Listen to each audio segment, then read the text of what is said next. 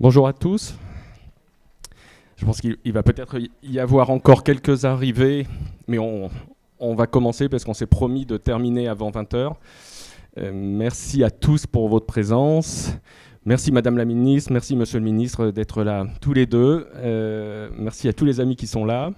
Et avant de commencer, on a une petite vidéo de Antoine Ténière, le patron de Paris Santé Campus, qui nous accueille aujourd'hui et donc qui nous dit un petit mot d'accueil.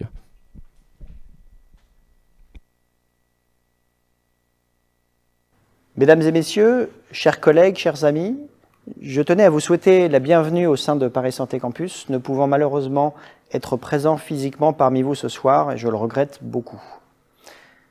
Je suis très heureux de vous accueillir au sein de cet écosystème qui rassemble des acteurs privés, des acteurs publics, dans une proportion tout à fait inédite, tous ensemble réunis, qu'ils soient chercheurs, soignants, enseignants, étudiants, entrepreneurs, industriels, institutionnels, patients, pour pouvoir imaginer ensemble la façon dont le numérique et l'intelligence artificielle peuvent être des solutions pour les grands enjeux de notre système de santé. Des objectifs qui sont finalement assez proches des thèmes qui vous rassemblent ce soir pour cette réunion présidée par l'ancien ministre Claude Évin, que je tiens à saluer, et où finalement les grands enjeux de notre système de santé, et ils sont malheureusement nombreux, vont pouvoir être regardés avec un œil nouveau.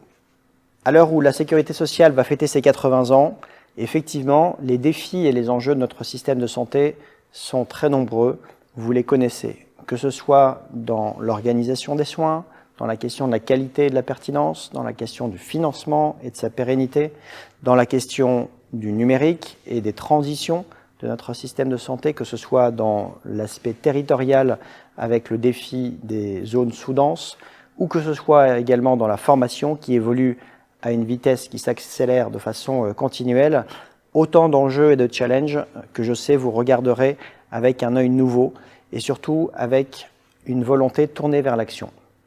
Je suis très heureux que ces réflexions puissent être abordées au sein de notre écosystème Paris Santé Campus, qui incarne finalement bien la diversité d'approches et d'interdisciplinarité nécessaires à la résolution d'un bon nombre de ces questions. Je serai très heureux de vous revoir à d'autres occasions et de participer à ces réflexions lors d'autres réunions. Je vous souhaite un excellent moment et je vous remercie de votre présence. Eh bien, on remercie Antoine Ténière qui, lui, est en costume-cravate. C'est plus facile en vidéo. Bon, vous pouvez vous asseoir.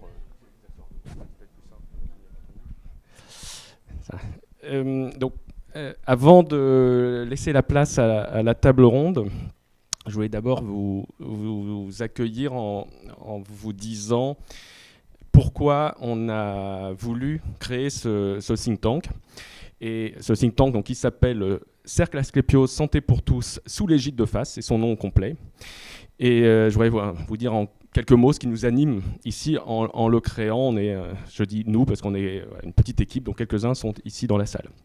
Notre point de départ à la fois de notre réflexion, notre motivation, notre engagement, c'est l'amélioration de la qualité des soins.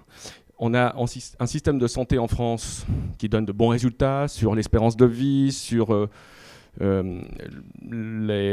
reste à charge, sur le panier de soins, sur le taux de survie pour certaines maladies. On a des bons résultats. Il faut donc arrêter de toujours battre sa coupe. Mais enfin, on croyait il y a 20 ans qu'on était le meilleur système de santé du monde. On sait aujourd'hui qu'on ne l'est plus. Mais nous, et puis pour tous ces résultats, on dépense 12% de notre richesse nationale pour la santé.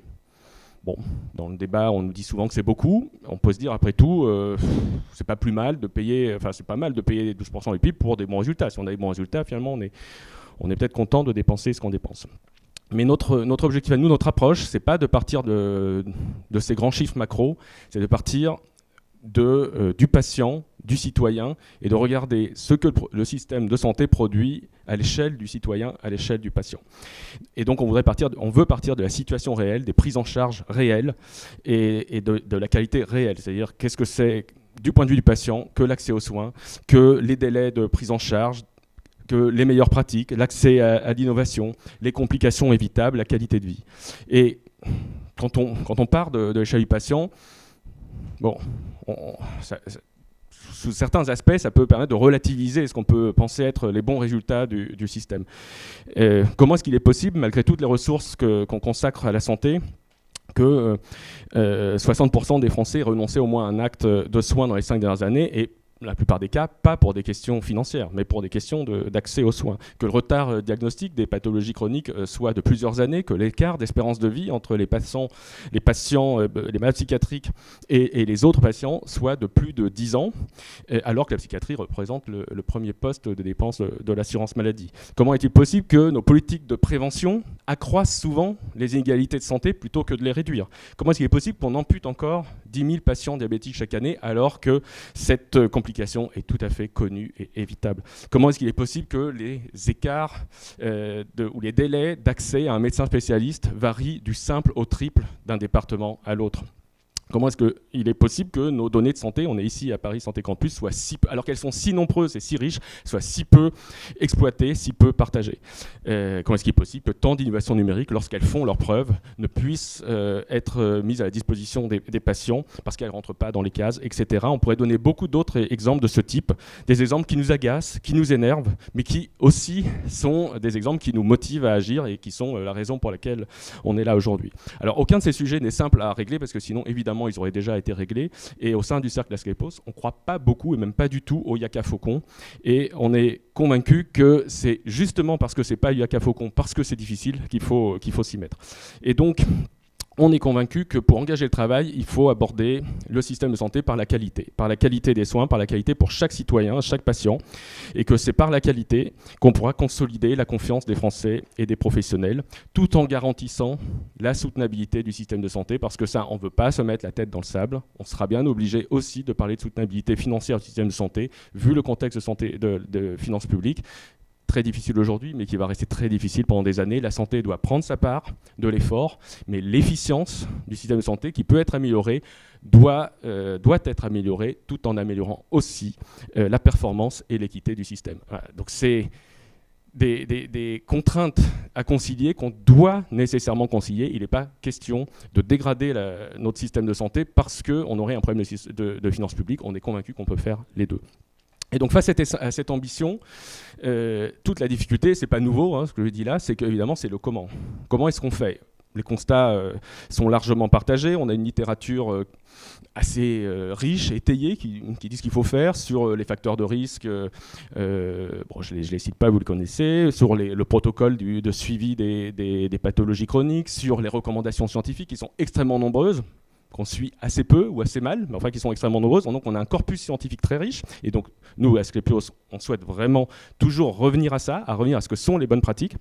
Et puis au-delà de la littérature, on sait qu'il y a quand même un consensus assez large parmi les acteurs depuis des années sur ce qu'il faut faire. On est tous convaincus, et je pense largement dans cette salle, qu'on fait trop peu de prévention, qu'on est trop tourné vers les soins aigus et pas assez vers la chronicité, trop vers l'hôpital, pas assez vers l'ambulatoire, que notre organisation est encore trop cloisonnée, que beaucoup se joue au sein des territoires et qu'aujourd'hui on n'a pas le bon équilibre entre les directives nationales et les marges de manœuvre locales, entre la norme et l'incitation.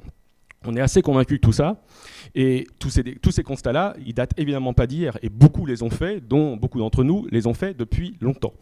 Et il se passe des choses. Des efforts ont été entrepris depuis des années, et c'est pas seulement une liste d'acronymes. Alors c'est pour faire peur aux journalistes qui est là avec nous. C'est sûr qu'on a beaucoup d'acronymes, article 51, GHT, MSP, CPTS, PTSM, PRS, DAC, etc. Et on en aura encore d'autres. Et derrière ces acronymes, il y a des vraies actions et il y a des vraies améliorations. Et pourtant, malgré tout ce volontarisme, on sent que l'essentiel n'est pas là. L'essentiel des deux virages, préventif et chronicité, est encore devant nous. Le compte n'y est pas et les professionnels de santé eux-mêmes ne s'y retrouvent pas ou pas toujours.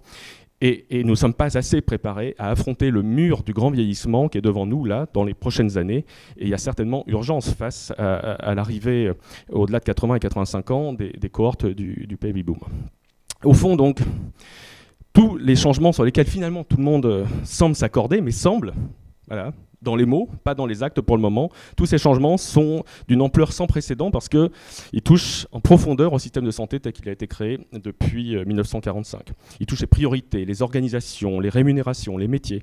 Et donc ces changements, parce qu'ils touchent vraiment au cœur de tout ce qu'on a construit depuis 80 ans, tous ces changements sont extrêmement difficiles. Mais notre conviction, c'est qu'on n'a pas le choix. C'est pour ça qu'on est là, parce qu'on est convaincu qu'on n'a pas le choix. Parce que comme le disait le général MacArthur, les batailles perdues se résument en 2 mots, trop tard. Nous, on considère qu'il n'est pas trop tard et que la bataille n'est pas perdue et qu'il ne faut pas la perdre. Et donc, il est possible d'accélérer, il est possible de transformer, nous en sommes convaincus. Et donc, le comment faire, ce sera le cœur de nos travaux dans les 18 mois qui viennent. Bien sûr, il faudra construire, consolider une vision stratégique de long terme, évidemment, mais surtout, il faudra définir comment l'atteindre. C'est le cœur de notre questionnement, le comment. Comment lever les freins, comment accompagner le changement, aller au bout des transformations, donc sur lesquelles chacun s'accorde, je l'ai dit, mais qui peinent à se réaliser.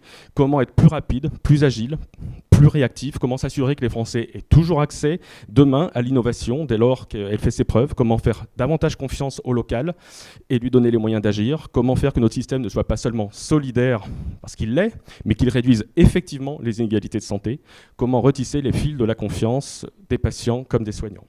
Comment traduire donc dans les faits, dans les métiers, dans les pratiques collectives, dans les territoires, ces nouvelles organisations, ces nouveaux services qui existent, qu'on voit émerger dans les expérimentations, qu'on voit émerger dans les pratiques, mais qui sont seulement émergents alors qu'ils doivent être accessibles à l'ensemble des Français, parce que toutes ces nouvelles prises en charge, elles sont pour chaque patient, chacun y a droit, quelle que soit sa situation sanitaire, sociale, géographique. Donc ces travaux qui commencent aujourd'hui, nous avons l'intention de les mener avec tous ceux qui voudront bien se joindre à nous.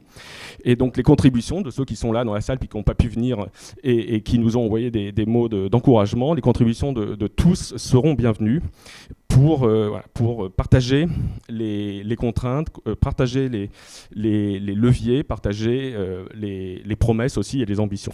Notre parti pris est d'associer l'expertise de professionnels de santé qui connaissent le terrain, plutôt les différents terrains, l'expertise d'acteurs publics et privés qui, aux côtés du système, aux côtés des professionnels, font vivre le système de santé, et puis l'expertise de bons connaisseurs du pilotage des politiques publiques en santé, afin de construire des propositions qui soient à la fois ambitieuses mais réalistes, qui soient opérationnelles, qui soient traduisibles ensuite dans la pratique par le droit, par le financement, par les incitations. Et donc, nous consulterons aussi, au-delà de l'écosystème de la santé que nous voulons associer, nous voudrions aussi pouvoir associer des élus locaux dont la place aujourd'hui est tout à fait majeure dans le système de santé. Et donc, on va procéder par des thèmes de travail, des groupes de travail. On a déjà lancé les premiers, organisation des soins, ressources humaines en santé, pluriannualité. On va lancer prévention, et puis on aura d'autres groupes de travail l'année prochaine sur les données de santé, le numérique, la pertinence et la qualité des soins, le panier de soins, le financement, etc. Donc n'hésitez pas à nous écrire à l'adresse qui doit être quelque part ici, tout en bas, là, contact, si vous voulez contribuer, participer, vous joindre à nous. Et puis des informations seront mises au fil de l'eau et des publications au fil de l'eau sur notre site.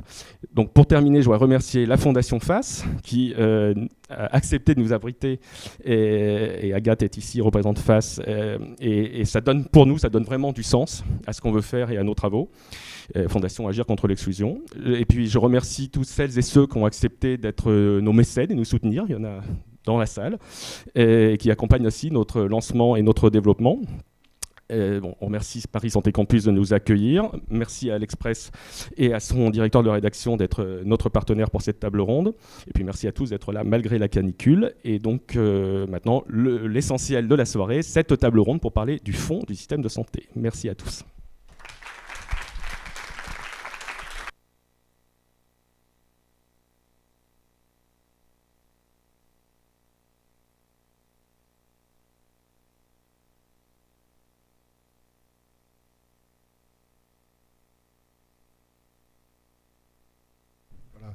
Ça fonctionne, oui.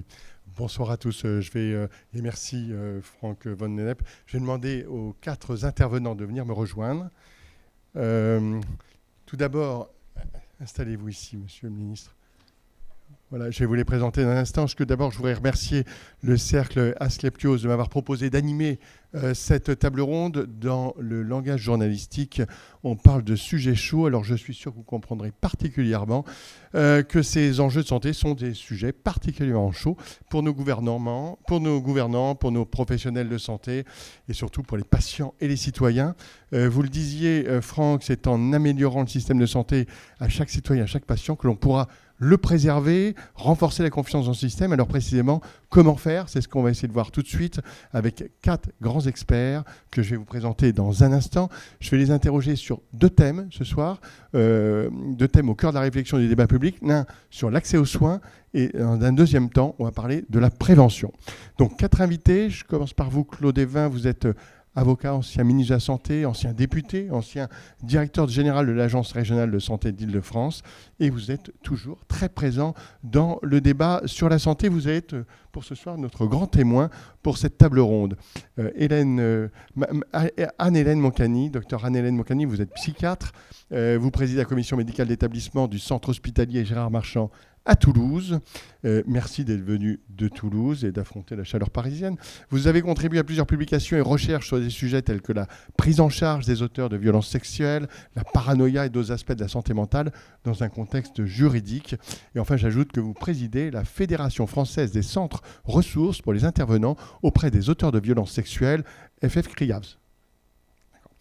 Docteur Fabien Besançon, vous êtes le médecin généraliste, vous présidez la communauté professionnelle territoriale de santé, CPTS Cœur-Essonne, et vous exercez à la maison médicale d'Aigli. J'ajoute que vous êtes le secrétaire général du Collège de médecine générale depuis maintenant 2020.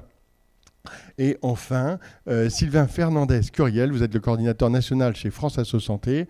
Vous avez travaillé en qualité de sociologue à la PHP avant de rejoindre le réseau de soins palliatifs Epsilon. En 2008, vous avez intégré le collectif interassociatif sur la santé avant de rejoindre en 2018 France Asso Santé. J'ajoute que vous êtes titulaire d'un DEA d'éthique médicale. Pour être complet, on commence tout de suite donc cette table ronde sur le premier thème, celui de l'accès aux soins. On le sait, l'accès aux soins est une préoccupation majeure des Français, mais le sujet, on le disait il y a un instant, suscite beaucoup de frustration et de mécontentement, que ce soit chez les patients ou chez les soignants. Comment renouveler en profondeur nos ambitions et nos méthodes ? Alors je commence avec vous, Claude Évin. Quel est votre diagnostic en quelque sorte sur les réussites et les échecs? Quels sont selon vous les principaux enjeux, voire les objectifs que l'on peut se fixer collectivement, et aussi avec quelle méthode? Merci à Franck de m'avoir challengé. C'est un peu risqué parce que naturellement, comme d'ailleurs lui-même l'exprimait tout à l'heure, les questions qu'on va évoquer ce soir, ce sont des questions dont on débat régulièrement, et si on avait les uns et les autres toutes les réponses, d'abord ça se saurait, et puis ça aurait été déjà pour certaines d'entre elles mises en place. Donc sur la question de l'accès aux soins, effectivement il y a plusieurs éléments de constat que l'on fait régulièrement. C'est d'une part en effet que c'est d'abord une attention très forte de la population, c'est une des préoccupations premières, même souvent exprimée avant la question de l'emploi, la question même de la sécurité, même si ça reste en effet des sujets toujours très, très présents dans les préoccupations, mais la question de comment je vais être soigné est souvent dans les sondages la préoccupation prioritaire qu'expriment les Français. Et quand on regarde en effet à quelle situation, et quelle étant au pluriel, à quelle situation on est confronté en ce qui concerne la question de l'accès aux soins, bon, je n'ai pas la prétention de les balayer toutes, mais moi, ce que j'observe, c'est que d'abord, effectivement, il y a une répartition de l'offre qui est très hétérogène sur l'ensemble du territoire, très hétérogène en existence d'offres, mais aussi très hétérogène en qualité de l'offre, car il ne suffit pas qu'il y ait, et j'y reviendrai, il ne suffit pas qu'il y ait des acteurs de santé que pour autant on garantisse la qualité de l'accès aux soins, la qualité de l'offre de soins. On constate aussi un cloisonnement.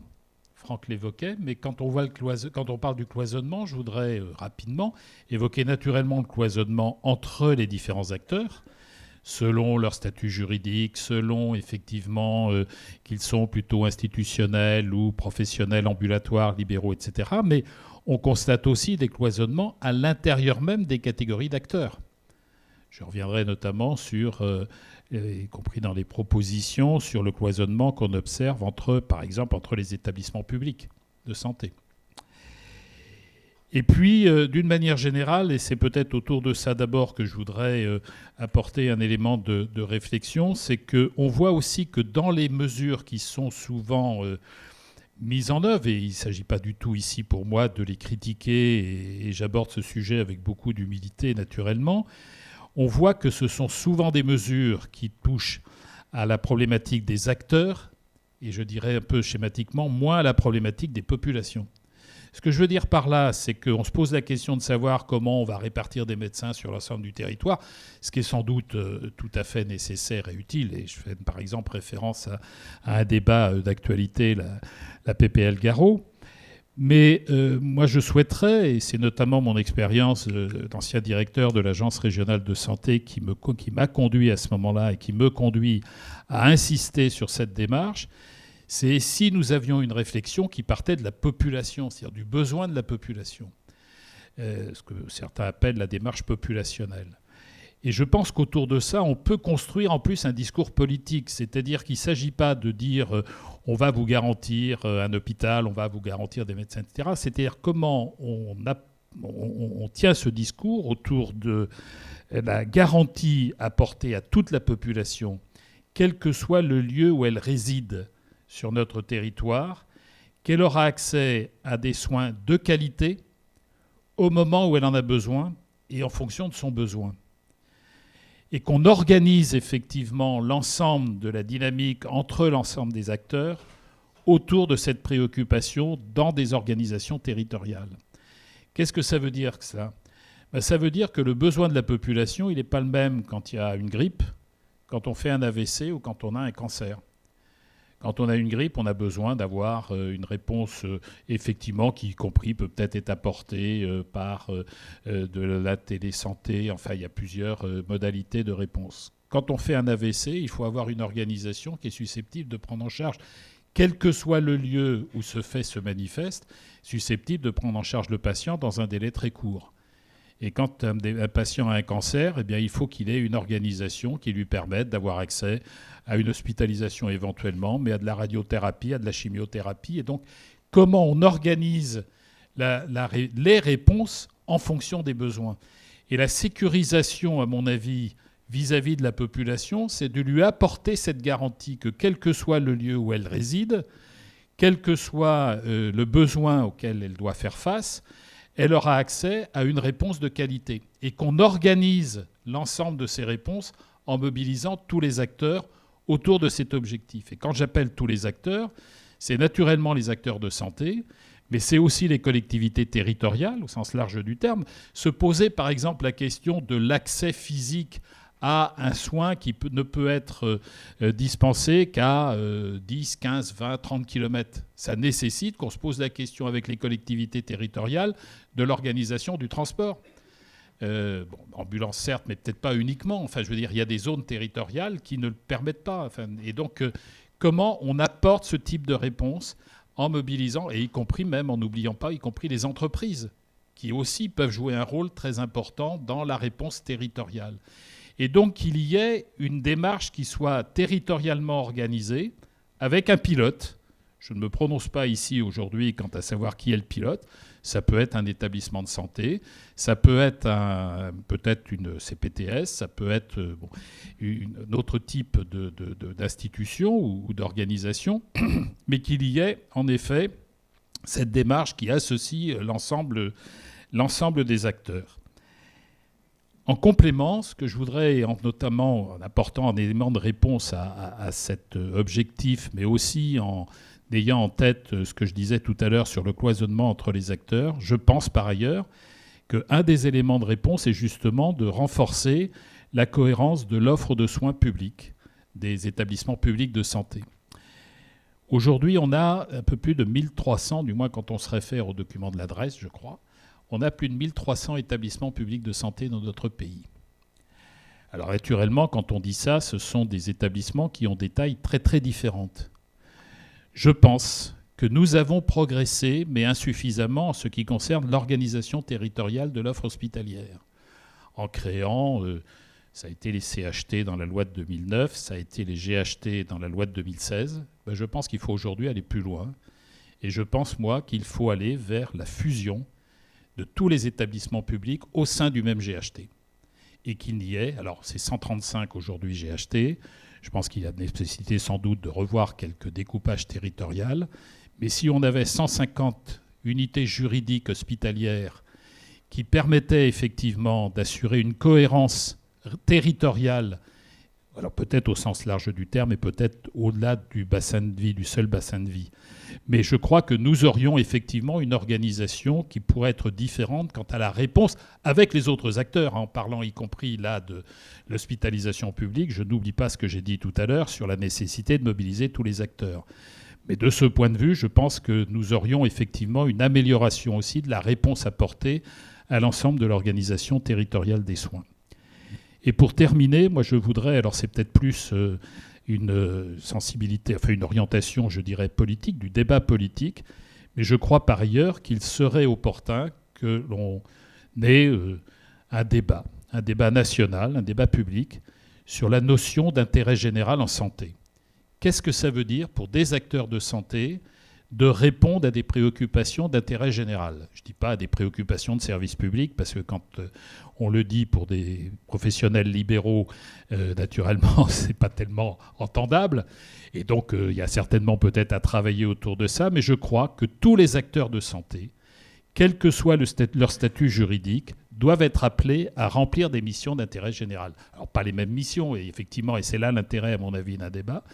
Je crois qu'on a cristallisé le débat public-privé, le débat cloisonnement entre les acteurs, et je l'évoquais en ce qui concerne leur statut juridique, et on ne gommera pas les statuts juridiques différents, mais je crois qu'il faut effectivement que l'on ait un débat général. Quand on est acteur de santé, on n'est pas dans un secteur comme un autre. Et il y a une attente effectivement de la population, avec des réponses qui peuvent être en effet différentes, mais que tout acteur dans le secteur de la santé, dans le système de santé, soit appelé à remplir une mission d'intérêt général me semblerait tout à fait nécessaire, tout à fait utile. Et ce serait pour moi donner du sens à l'ensemble du débat dans lequel parfois on s'enlise avec des mesures qui sont effectivement perçues comme étant des mesures qui peuvent être perçues comme agressives pour un certain nombre de professionnels. Comme on ne sait pas au nom de quel sens on demande à ces professionnels, effectivement, peut-être de s'organiser autrement, je crois qu'on ne passe pas des messages qui donnent effectivement des raisons d'espérer, des raisons de savoir pourquoi on s'organise, pourquoi on se bat, etc. Et je crois qu'il y a nécessité aussi de donner du sens à l'ensemble des acteurs de santé. Ce serait aussi une manière d'apporter des réponses à la demande de la population qui était le début de votre questionnement. Merci, Monsieur le ministre. Merci beaucoup pour cette analyse. On va tout de suite poursuivre. Je vais vous faire réagir tous les trois et peut-être vous demander, vous, votre propre vision de l'accès aux soins. Je commence avec vous, Dr Besançon. Alors, c'est vrai que on a beaucoup parlé de choses, de cloisonnement, de système, de cadre. Je suis président de CPTS. Ce lien qu'on a développé avec nos instances, avec la CEPAM, avec l'ARS, c'est quelque chose qui existe depuis plus longtemps que les CPTS. Ça ne sort pas de nulle part. Et aujourd'hui, ce qu'on nous a apporté avec la CPTS, cette possibilité d'organiser des choses à l'échelle d'un territoire en répondant à des enjeux de santé publique qui sont des enjeux nationaux, ça a été extrêmement bien perçu. C'est la première fois qu'on nous donne des moyens financiers très importants pour pouvoir réfléchir à comment est-ce qu'on met en application des choses qui sont problématiques sur notre territoire et qui sont peut-être pas problématiques ailleurs. On nous a donné aussi une légitimité pour travailler là-dessus et ça a été la base de quelque chose d'extraordinaire. Le starter dans tout ça, ça a été quand même les centres de vaccination. On a été porteur d'un centre de vaccination pendant le Covid, donc on avait un objectif commun, on n'avait rien d'autre à faire, donc autant dire qu'on est tous rentrés là-dedans et ça a donné une vraie dynamique. Aujourd'hui, on se retrouve à un moment où, au-delà de cette légitimité, au-delà de ces moyens financiers qu'on nous donne, on est confronté à un cadre. On est confronté à un cadre qui n'évolue pas ou qui évolue pas assez vite par rapport à la situation qui se dégrade de plus en plus vite. Je prends un exemple. Très récemment, sur mon territoire, il y a une maison médicale qui a fermé. Du jour au lendemain, quasiment, en l'espace de 15 jours, ils ont fermé. Ils ont annoncé qu'ils fermaient. 15 jours après, il n'y avait plus de médecins généralistes. Il y avait 4 médecins. Il y avait plus de 5000 patients qui étaient suivis dans cette maison médicale. Le soin non programmé, il y a ce qu'il faut sur notre territoire. Il y a le SAS, il y a les maisons médicales de garde, il y a les points fixes de garde, il y a les urgences. Donc tout ce qui est soins non programmés, c'était couvert. Par contre, on se retrouvait avec une problématique de suivi de pathologie chronique, avec des patients diabétiques, hypertendus, cardiaques, cancéreux, qui avaient besoin d'un suivi, qui avaient besoin d'un suivi de leur pathologie, de renouvellement de traitement. Et on avait des professionnels de santé, des infirmières, des pharmaciens, des kinés qui avaient un patient face à eux, mais il n'y avait plus de médecin derrière pour faire le suivi. Et grâce à cette dynamique qui est impulsée par la CPTS, on avait les acteurs qui étaient prêts à venir s'engager. On avait des médecins proches de la retraite qui voulaient continuer un petit peu à travailler mais qui ne voulaient plus continuer dans les mêmes conditions.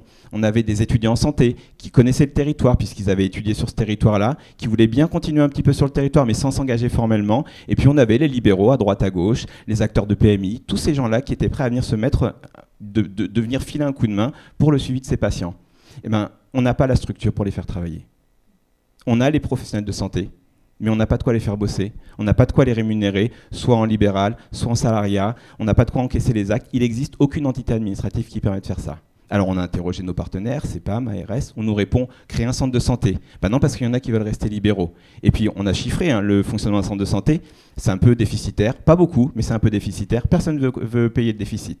On a été voir la communauté d'Aglo, on a été voir les communes, personne. Alors on s'est dit on va créer une EMSP, mais pour avoir une EMSP, il faut un certain nombre de libéraux pour pouvoir avoir des salariés. Mais on n'en a pas assez. Et donc on est là, on est confronté, on a la solution, mais on n'a pas le cadre pour les faire travailler. Et ça, c'est vraiment dommage. Et ça, on le retrouve à tous les niveaux. On le retrouve sur les maisons médicales de garde. Et on a les volontés, on a les gens qui sont prêts à s'engager, mais on a ce cadre qui ne veut pas évoluer. Et ça, c'est clairement, actuellement, c'est un vrai problème. Et ça rejoint la problématique de cloisonnement, le cloisonnement entre les libéraux, les salariés, et ça, ce cadre qui existe actuellement nous vient de ce cloisonnement-là. Sauf que ce cloisonnement, aujourd'hui, il n'a plus de sens. Et on a des acteurs salariés, libéraux, qui veulent changer de cadre, qui veulent basculer un petit peu de cadre, qui veulent décloisonner, mais le système ne le permet pas. Juste une question. Cette structure dont vous nous parliez, qui a fermé, pour quelle raison exactement elle a fermé ? Alors il y avait 2 médecins qui prenaient leur retraite. Il y avait une succession qui avait été mal préparée. On avait alerté sur le fait que le pauvre médecin qui reprenait tout seul, il allait être submergé, donc il fallait lui donner des aides, assistante médicale. Ça n'a pas été entendu. Et du coup, quand il s'est retrouvé tout seul, il s'est retrouvé avec un afflux de patients, il a eu peur, il est parti. Merci. Merci beaucoup, docteur. Je me tourne vers vous, Anne-Hélène Moncani. Vous partagez ce constat ? Alors, oui, mais je vais le partager d'un angle un peu différent, évidemment, puisque donc, vous l'avez dit, je suis psychiatre. Alors, je me suis un peu demandé pourquoi vous m'aviez invité en tant que psychiatre, mais en réalité, évidemment, il y a un certain nombre de problématiques qu'on partage. On est une des spécialités les plus sinistrées, je crois que tout le monde est assez d'accord avec le constat, une des moins choisies au moment de l'internat, alors même que, vous l'avez dit, année de la santé mentale, les troubles mentaux sont extrêmement fréquents, graves et avec des dépenses absolument considérables. Et sur la question de la responsabilité géopopulationnelle, finalement, que Monsieur le Ministre évoquait, ça fait quand même longtemps qu'on y travaille, même si sur le terrain, il y a quand même quelques obstacles. Alors, je vais commencer par les obstacles et puis, comme ça, peut-être qu'on va essayer de se diriger vers les solutions. À mon avis, un des premiers obstacles, en tout cas, c'est notre attachement à un modèle que nous n'arrivons plus à tenir. C'est-à-dire que le modèle de la santé en France est extrêmement médico-centré, très hospitalo-centré, voire CHU-centré, sauf que des médecins, il y en a de moins en moins. C'est pas du tout les modèles. Il y a des modèles très différents dans d'autres pays, des modèles beaucoup plus communautaires. Il me semble, mais c'est mon point de vue, après j'accepterai tout à fait le désaccord, mais qu'il va falloir évoluer vers ce type de modèle, qui, soit dit en passant, ont fait leurs preuves, et notamment d'un point de vue à la fois sanitaire, mais aussi médico-économique. Mais Vous pensez à quel type de modèle ?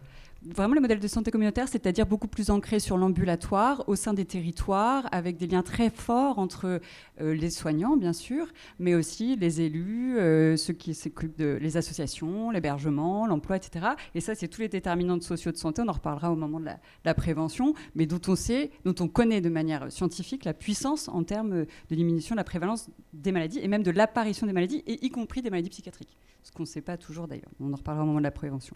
Donc c'est des modèles beaucoup plus territoriaux et où le médecin finalement a une place très différente, qui est plus presque un peu satellite, dans le sens où c'est vraiment une activité diagnostique bien sûr, des actes curatifs, mais celui qui coordonne la prise en charge sanitaire d'une personne, c'est pas nécessairement le médecin. Voilà. Donc c'est un modèle on en reparlera au moment des propositions, qu'on a développées notamment en psychiatrie à Toulouse et qui fonctionnent plutôt assez bien, surtout dans le contexte que je viens d'évoquer. Donc changement de modèle, à la fois pour les professionnels de santé, mais il faut l'accepter, et à la fois pour la population. Et c'est pas simple non plus, parce que quand même le réflexe qu'on a encore aujourd'hui, c'est beaucoup, on veut voir le médecin, notamment en psychiatrie, alors qu'on va voir que peut-être il y a d'autres alternatives.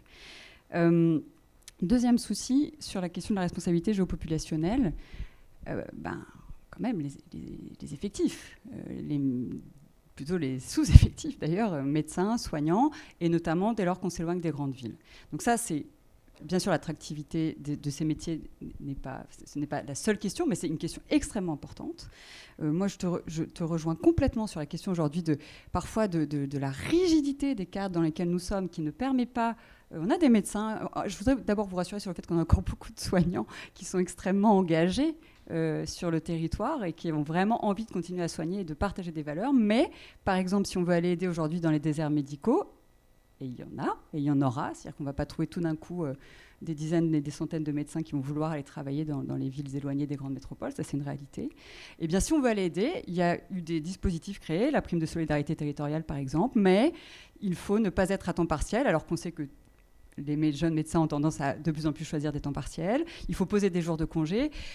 Donc ça paraît très pratico-pratique, mais c'est une réalité et ça nous empêche. Et l'ARS nous dit, non, c'est réglementaire, on ne peut pas faire autrement. Donc ça, je crois que c'est quand même une difficulté. C'est aussi comment, il y a quand même des concepts, l'hôpital magnétique, etc., comment on redonne du pouvoir aux soignants sur ce qu'ils font, ce qu'ils peuvent faire. Et ça, alors, je vais un tout petit peu nuancer sur la question du GHT, si vous me le permettez, monsieur le ministre. Ça n'a pas facilité les possibilités d'autonomie, d'agilité des soignants dans leur prise de décision, dans le sens où, en tout cas c'est notre expérience à Toulouse, mais elle n'est peut-être pas universelle, ça rajoute des strates dans les décisions qui... ouais, alors après la question de la fusion reste à savoir si ça simplifierait ou... Bon. Oui, on pourra y revenir. En tout cas, cette question de l'agilité, elle est absolument essentielle. Et puis, dernier point...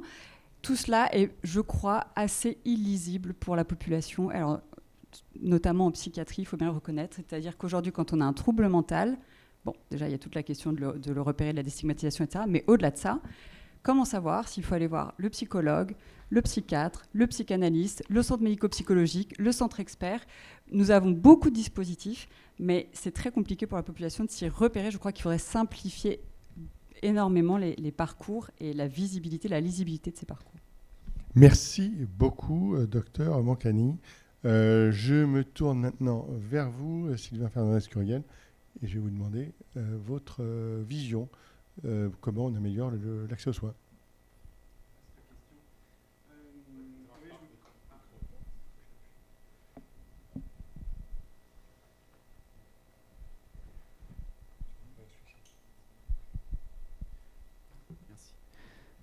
Vous m'entendez ? Oui. Donc oui, rebonjour et merci pour l'invitation. Effectivement, je suis membre de France Asso Santé, donc, qui est une union d'associations dans le domaine de la santé. Bon, on m'a bien dit que je ne représentais pas France Asso Santé et que c'est ma parole qui était attendue. Mais malgré tout, je vais quand même parler un peu des propositions qu'on a pu faire et des constats qu'on a pu faire. Les constats, effectivement... oui, on peut dire qu'on a un système de santé qui fonctionne encore, mais en tout cas, du côté de la population, il y a des vraies attentes et il y a des endroits du territoire où il y a beaucoup d'inquiétudes qui nous remontent. Moi, je suis donc coordinateur national. Le coordinateur national, il s'occupe de toutes nos antennes dans les régions, donc je suis particulièrement en lien avec les territoires. Et ça remonte de plus en plus. Claude Évin disait... la question est comment me soigner. Récemment, en Hauts-de-France, notre délégation a fait une journée, ça s'appelait « Qui pour me soigner ?» C'est qui pour me soigner, parce que voilà, la question, justement, le côté médecin centré, etc., moi je pense que la population est prête à se décentrer du médecin. C'est juste qu'elle attend que les organisations se décentrent du médecin. Elles sont effectivement attachées au médecin, qui a un rôle de prescription, mais tout ne réside pas dans la prescription. On parle d'accès aux soins dans le titre de cette intervention, mais c'est peut-être d'accès à la santé dont il faut parler. Donc évidemment, nous on soutient très favorablement à la fois les maisons de santé, les centres de santé, tout ce qui est pluriprofessionnel, où il y a du partage entre les soignants. Je pense que les patients sont prêts à s'adresser à d'autres soignants que les médecins s'il y a une offre et qu'ils sentent que tout est coordonné, ce qui est le cas dans ces structures. Les CPTS, c'est plus récent, ça se développe. On a des retours, on va dire, hétérogènes en fonction des territoires. Je pense que c'est CPTS dépendant, mais c'est quand même une structure intéressante. Claude Évin parlait d'intérêt général, et c'est vrai qu'après, il a fait le lien avec le service public. Nous, on parle beaucoup de service public parce qu'il y a une vraie attente en termes de service public, et peu importe que le service public soit à la main de structures publiques ou de structures privées, mais il y a une attente de service public. Les CPTS, c'est intéressant d'y revenir. Elle s'appelle Communauté professionnelle territoriale de santé. Dans la loi de 2016, initialement, ça devait s'appeler Service public territorial de santé. Puis il y a eu une levée de bouclier parce que le mot de service public fait peur, qu'il y a des obligations derrière, mais finalement on y revient. Et la question populationnelle dont on parle depuis le début, derrière ça, il y a le service public que tous les acteurs, effectivement. Je rejoins aussi ce qui vient d'être dit sur le côté très compliqué pour les populations de comprendre ce système. Moi-même, vous l'avez dit, je travaille depuis 2008 au collectif interassociatif sur la santé, donc qui est l'ancêtre de France Asso Santé. Donc 2008, vous voyez, ça fait un petit moment. Et parfois, j'ai encore du mal à comprendre le système. Je suis presque un référent dans ma famille ou chez mes amis pour quand il y a des problèmes avec le système de santé. Et je n'ai pas toujours les réponses. Parce qu'en plus d'un territoire à l'autre, c'est organisé différemment. Il faut laisser de la liberté dans les territoires. Mais c'est parfois difficile de comprendre. La permanence des soins, on en a parlé, avec des numéros qui sont différents d'un territoire à l'autre. Tout ça, pour les populations, c'est juste incompréhensible. Donc il y a beaucoup de travail à faire. Et puis je terminerai évidemment en plaidant pour notre cause, c'est-à-dire la démocratie en santé, et faire en sorte que la population et les représentants de la population puissent être autour de la table. Voilà, parce que c'est vrai que le système de santé, même si là, il faut quand même noter des progrès. Il y a eu la loi de 2002, la loi sur les droits des malades, et puis d'autres lois qui ont permis une représentation des usagers, mais elle n'a pas encore lieu partout. En ville, c'est quand même beaucoup moins le cas. Or, quand la représentation des usagers s'exerce et qu'elle s'exerce bien, on fait avec la population plutôt que pour elle, parce que les soignants sont toujours enclins à penser pour la population, mais la population peut penser différemment d'elle, et qu'en étant autour de la table pour en discuter, en général, ça fonctionne mieux. Voilà ce que je pouvais dire. Merci. Non, c'est bon, ils fonctionnent tous. Merci beaucoup. Merci à vous quatre. En plus, vous êtes parfaits. Vous avez tenu les temps de parole qui vous ont été attribués, et c'est comme ça qu'on va pouvoir poursuivre. Ce que je vous propose maintenant, moi, j'ai des questions. Je voudrais aller un petit peu plus loin avec chacun d'entre vous. Je commence avec vous, Claude Évin. Est-ce que l'hôpital public va aussi mal qu'on le dit, et de quoi a-t-il besoin prioritairement en fait, pour aller mieux? Vous avez 2 minutes. Oui, alors c'est effectivement difficile de répondre. Est-ce qu'il va mieux? Est-ce que l'hôpital public est confronté à des difficultés? Oui, parce qu'il y a il y a une organisation effectivement de l'accès aux soins qui fait quand même aussi qu'aujourd'hui on demande beaucoup à l'hôpital public. On demande beaucoup à beaucoup de professionnels, mais qu'il y a quand même une organisation là qui est ouverte 24 heures sur 24, 365 jours par an, alors plus ou moins selon la taille de l'établissement, comme je l'évoquais tout à l'heure. Et tous les établissements, les 1300 que j'évoquais, n'ont pas tous les mêmes, la totalité des services, mais enfin quand même l'hôpital public répond effectivement à des besoins. Mais justement, je pense qu'il faut que l'hôpital public ne soit pas le seul à répondre à des besoins. Et puis d'ailleurs, en fait, je ne veux pas du tout nier les réponses qu'apportent les autres acteurs.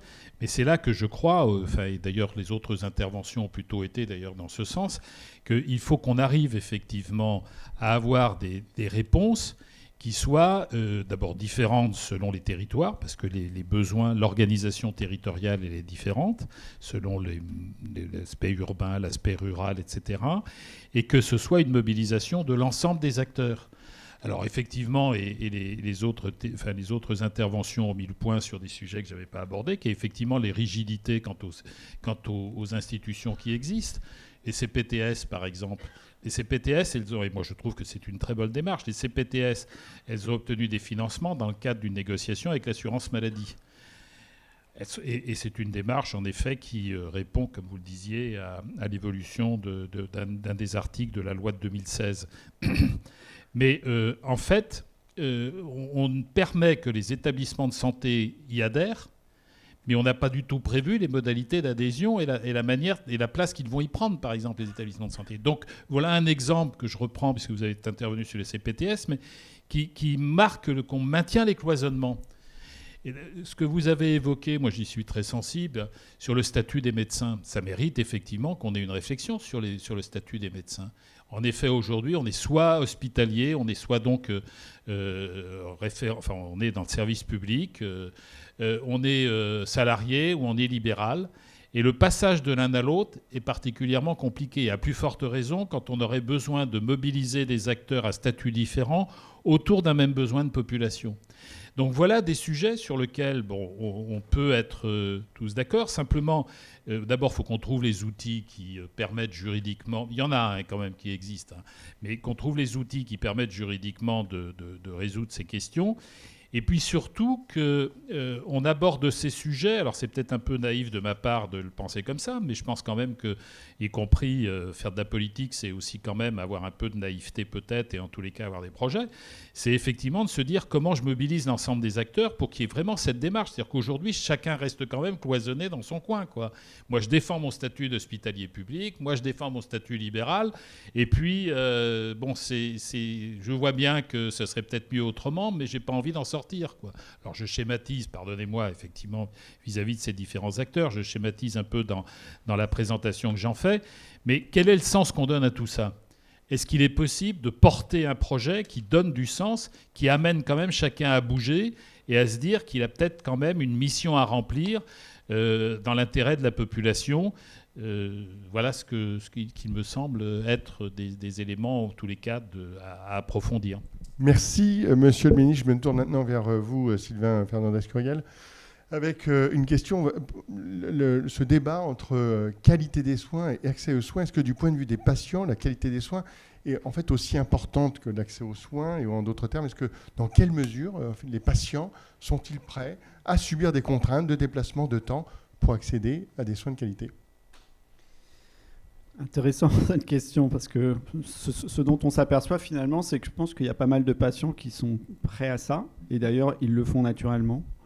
Dans certains territoires, c'est connu que les services de chirurgie ne sont pas au niveau, ou que la maternité n'est pas au niveau, et du coup on va dans d'autres territoires, sauf pour les catégories sociales les moins favorisées, qui elles du coup se retrouvent à aller dans la structure qui est moins bonne en termes de qualité, parce qu'ils n'ont pas les éléments, soit le bouche à oreille, soit ce qui peut exister sur des sites internet pour avoir des éléments sur la qualité des soins. Donc je pense qu'il faut vraiment réfléchir à ça, aux inégalités sociales de santé aussi. Donc, mais oui, une partie de la population est tout à fait prête à ça. Nous, dans notre collectif et notre union, à travers les années, on a toujours défendu cette position, mais parfois on s'est fait taper un petit peu dessus d'ailleurs, parce qu'on n'avait pas forcément la position d'un service de chirurgie dans chaque village, pour exagérer aussi, ou même une maternité, ou en tout cas il faut dans ces cas-là que tout soit organisé pour que la sécurité, parce qu'il y a la qualité et il y a la sécurité des patients soit garantie. Donc on est très attentif là-dessus, mais je pense que pour une partie de la population, c'est un message à faire passer aussi, à accompagner. Voilà. Donc comme le message d'ailleurs que tout ne passe pas par le médecin, le message que la qualité peut demander de faire quelques kilomètres de plus, c'est un message à faire passer. Après, évidemment, si d'un côté, des mesures de qualité font qu'on éloigne certains soins, mais qu'on revient aussi sur, par exemple, la question des transports sanitaires, et que du coup les patients se retrouvent à y être de leur poche pour se déplacer, ou dans des conditions là aussi qui manquent de qualité ou de sécurité. Voilà, il faut le bon équilibre. Merci. Docteur Fabien Besançon, on a parlé tout à l'heure beaucoup de cloisonnement. Comment en fait on peut arriver à embarquer les professionnels libéraux dans des nouvelles organisations? Est-ce que, à votre avis, les incitations financières existantes suffisent, ou faut-il même davantage de contraintes? Alors sur cette question-là, on est à un stade où quand même c'est compliqué d'embarquer les professionnels de santé. Ils en font déjà énormément, ils sont extrêmement mobilisés. Qu'est-ce qui est compliqué ? Le temps, l'énergie qu'on y met, la quantité de travail, la charge de travail, la responsabilité. Et actuellement, quand moi je vais solliciter un médecin pour lui demander de prendre part à un projet que j'essaie de mettre sur le territoire, lui, ce qu'il voit et ce qu'il me dit, c'est que ça va lui rajouter une contrainte supplémentaire alors qu'il donne déjà beaucoup et ça ne va rien lui apporter en retour. Et tout l'enjeu, et c'est ce qu'on travaille nous sur la CPTS, c'est pour embarquer les professionnels de santé, on essaye de vendre du service rendu aux professionnels de santé. Qu'est-ce que ça va vous apporter en facilité d'exercice, en termes d'adressage, en termes d'outils numériques pour pouvoir communiquer avec les autres professionnels de santé. Et c'est par ce biais-là qu'on arrive à leur vendre quelque chose. C'est comment est-ce qu'on va vous faciliter la vie au quotidien. Et c'est compliqué, ça prend du temps. On y arrive, mais ça demande beaucoup d'énergie, beaucoup de messages, beaucoup d'explications. Et on n'embarque pas tout le monde, malheureusement. C'est-à-dire que ça ne peut pas se faire que dans un sens. Exactement, ça ne peut pas se faire que dans un sens. Merci, docteur Anne-Hélène Moncani. Actuellement, les patients atteints de troubles psychiatriques représentent une part importante, près d'un tiers de la patientèle des médecins généralistes, qui sont peu outillés pour prendre en charge ces pathologies. Alors, comment mieux penser les relations entre psychiatrie et médecine générale ? Dit autrement, comment concrètement mieux organiser la gradation de soins ? Merci pour cette question. Vous inquiétez pas, j'en ai d'autres. Bonnes, j'en aurai d'autres. Non, les relations sont plutôt très bonnes, mais effectivement, on est très sollicité. Et je vais vous donner l'exemple d'une CPTS, justement, sur notre territoire, qui nous a interpellés récemment. C'est une commune rurale, avec une population extrêmement précaire et qui, de fait, ne peut pas se déplacer. Il y a un centre médico-psychologique dont ils relèvent, mais qui est en ville, et en fait, ils ne peuvent pas se déplacer. Donc, c'est une population qui n'a pas accès aux soins, alors que c'est les populations qui présentent les troubles les plus graves. Donc, ils nous ont sollicité en nous disant qu'il faut créer un CMP, un centre médico-psychologique, dans notre commune. OK. Mais en fait, on a dit, mais avec joie. Mais aujourd'hui, nous n'avons ni les psychiatres, ni les infirmiers pour le faire, ni même l'argent. Enfin, c'est plutôt l'ARS qui l'a dit. Alors, ils étaient prêts, la communauté était prête à nous prêter des locaux quand même.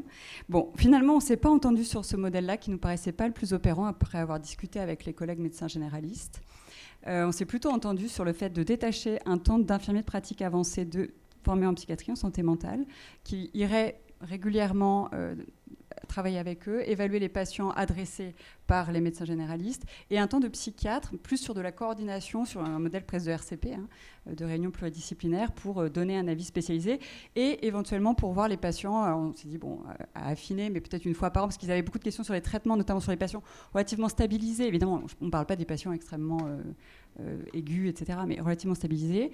Ils nous disent, on ne sait pas faire les traitements, on ne sait pas diminuer la prescription, on a un peu peur, etc. OK, mais on peut le voir une fois tous les 6 mois, ou une fois tous les ans, et discuter ensemble, et avec le patient. Merci de l'avoir dit, monsieur, parce que c'est extrêmement important, cette question-là aussi, de la diminution de ce traitement, de ce qu'on peut mettre en place, etc. Donc voilà, je ne suis pas sûre qu'il faille mettre encore plus de psychiatres, plus d'infirmiers, etc., mais mieux se coordonner, donner peut-être des avis spécialisés, ça je crois que c'est important. Mais j'attire quand même votre attention sur le fait qu'on mise beaucoup sur cette question des médecins généralistes qui pourraient suivre les patients, en tout cas avec des troubles pas trop sévères en termes de gradation, mais des médecins généralistes, dès qu'on s'éloigne un peu des grandes villes, il n'y en a plus non plus. Donc ça trouve quand même ses limites, ce modèle-là. Voilà. Merci, merci avocate. Évidemment, on aurait pu continuer beaucoup plus longtemps, mais avant de conclure, pour conclure plutôt cette première partie, je vais vous demander un petit exercice très court, puisqu'on est dans le cadre d'un think tank. L'idée, c'est quand même de trouver des idées, des solutions, des propositions. Je vous demande à tous de me faire une proposition en 1 minute sur l'accès aux soins. Qu'est-ce qui commence ? Vous voulez commencer ? Vous en avez déjà fait, oui. Déjà fait, moi, donc oui. Je peux les Vous, reprendre. La mobilisation, non mais je vous en retenez une dans ce que vous avez proposé. C'est difficile d'en choisir une, mais c'est qu'effectivement, on est un maillage territorial qui permette, et ça nécessite une mobilisation de l'ensemble des acteurs, ARS, départements, collectivités territoriales, etc., l'ensemble des acteurs, qu'on ait vraiment une organisation territoriale de la réponse à la population qui mobilise effectivement l'ensemble des acteurs sous l'égide d'un pilote. J'ai évoqué tout à l'heure, c'est un des éléments parmi d'autres à reprendre à mon avis. Merci. À votre tour. J'ai retenu qu'on avait 1 minute pour une proposition, mais je vais faire 1 minute pour 2 propositions. Donc la première, c'est que ce serait que les patients et les usagers puissent être représentés dans les négociations conventionnelles. C'est quelque chose qu'on réclame depuis longtemps, puisque beaucoup de choses se jouent dans ces négociations-là, et la population, finalement, n'y est même pas représentée. Et la deuxième, c'est un sujet dont on n'a pas parlé jusque-là, mais on a parlé beaucoup des maladies chroniques. Dans ce domaine-là, se développe ce qu'on appelle les patients partenaires. Et donc, il y a un cadre à trouver pour voilà, ces patients partenaires qui peuvent accompagner leur père dans ce système de santé qui est très complexe. Et ça peut être une solution aussi pour améliorer les parcours aux côtés des professionnels, évidemment, pas à la place des professionnels. Je sais que le mot patient expert peut faire peur, mais voilà, c'est pas forcément des experts. Ils n'ont pas fait toutes les années d'études, mais par contre, ils ont une expérience de la maladie qui est indispensable. Donc voilà, c'est un modèle à développer et on manque, je pense, de financement et d'accompagnement là-dessus. Et les patients experts, on va en trouver? Ils seront d'accord pour... Il y en a pas mal, mais il y a un cadre à trouver parce que ils ne sont pas forcément bénévoles. Donc, payés par qui? S'ils sont payés par l'établissement, est-ce que du coup, ils ont leur liberté de parole ou pas? Enfin, il y a plein de questions qui se posent autour de ce modèle-là.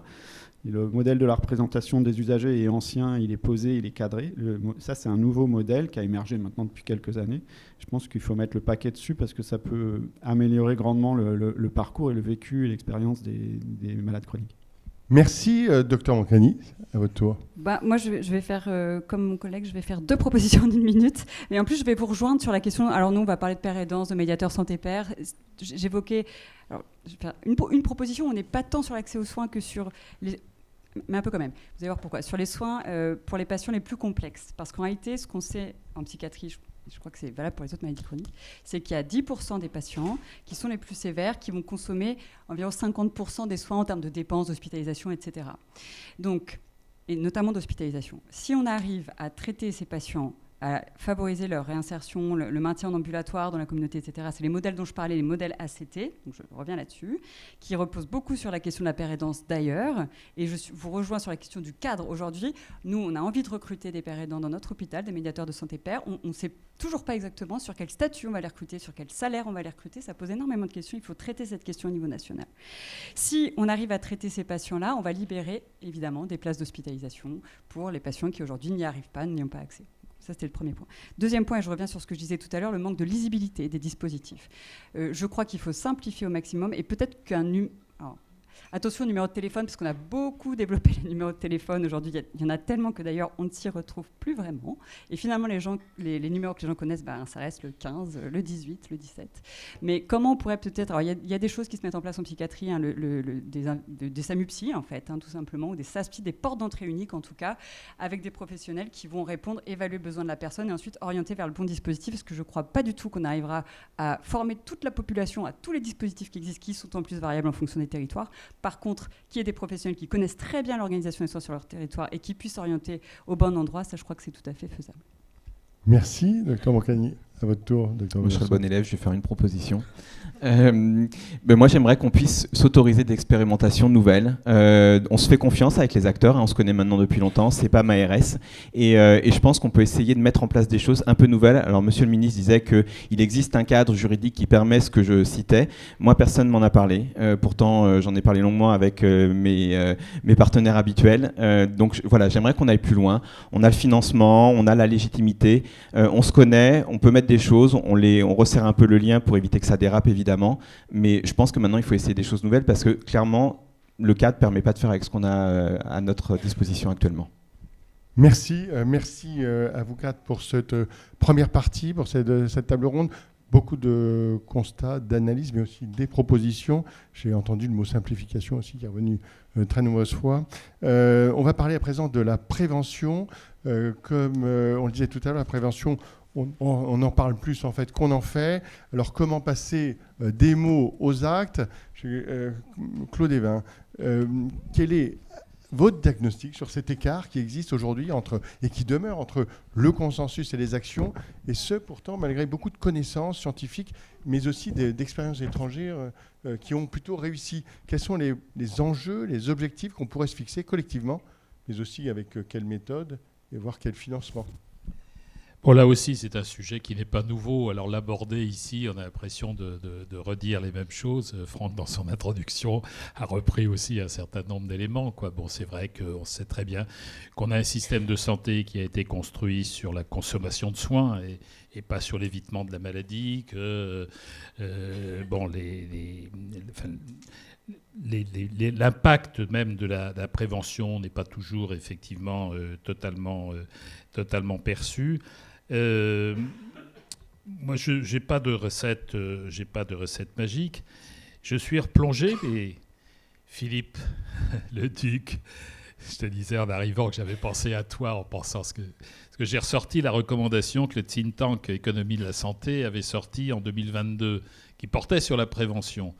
Et effectivement, on retrouve un certain nombre de principes très très généraux, quoi, sur avoir une meilleure visibilité. On retrouve d'ailleurs les mêmes choses que quand on évoquait l'accès aux soins, quoi. Une meilleure visibilité, avoir effectivement appliquer les citoyens en renouvelant la démocratie sanitaire, sanctuariser les financements, etc. Moi, je voudrais simplement évoquer, alors j'anticipe un petit peu sur la deuxième partie, parce que je voudrais évoquer deux types de réflexions, deux types de propositions. C'est d'une part, d'abord, que la prévention, ça ne concerne pas uniquement les acteurs de santé.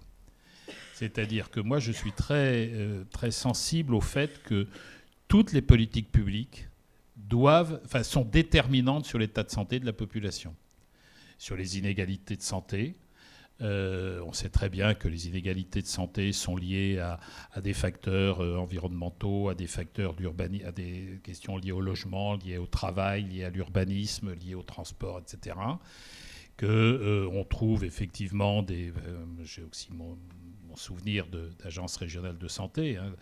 J'ai souvent pris comme exemple la prévalence d'un diabète de type 2 étant très liée à l'indice de développement humain, c'est-à-dire on trouve un diabète de type 2 développé dans les territoires dans lesquels l'indice de développement humain est le plus faible. Donc on voit bien que si on veut aborder les questions de prévention, il faut qu'on intègre, alors là je viens de parler des politiques territoriales, mais l'ensemble des politiques publiques, c'est-à-dire comment on mobilise l'ensemble des acteurs autour de la détermination des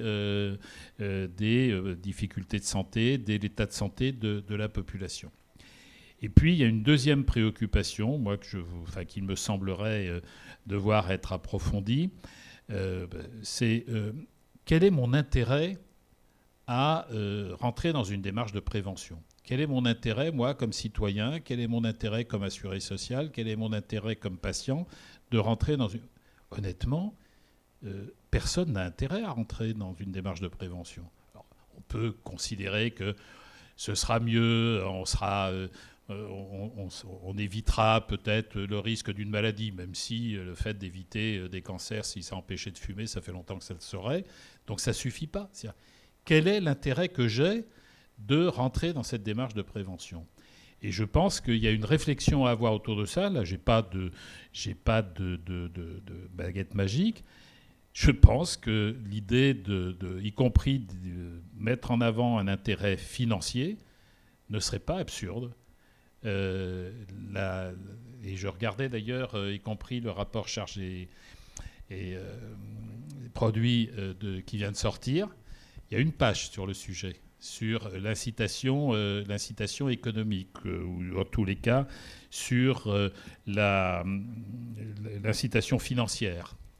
Et je pense qu'il y a sans doute à travailler autour de ça, à travailler avec peut-être le régime obligatoire, à travailler aussi avec les régimes complémentaires.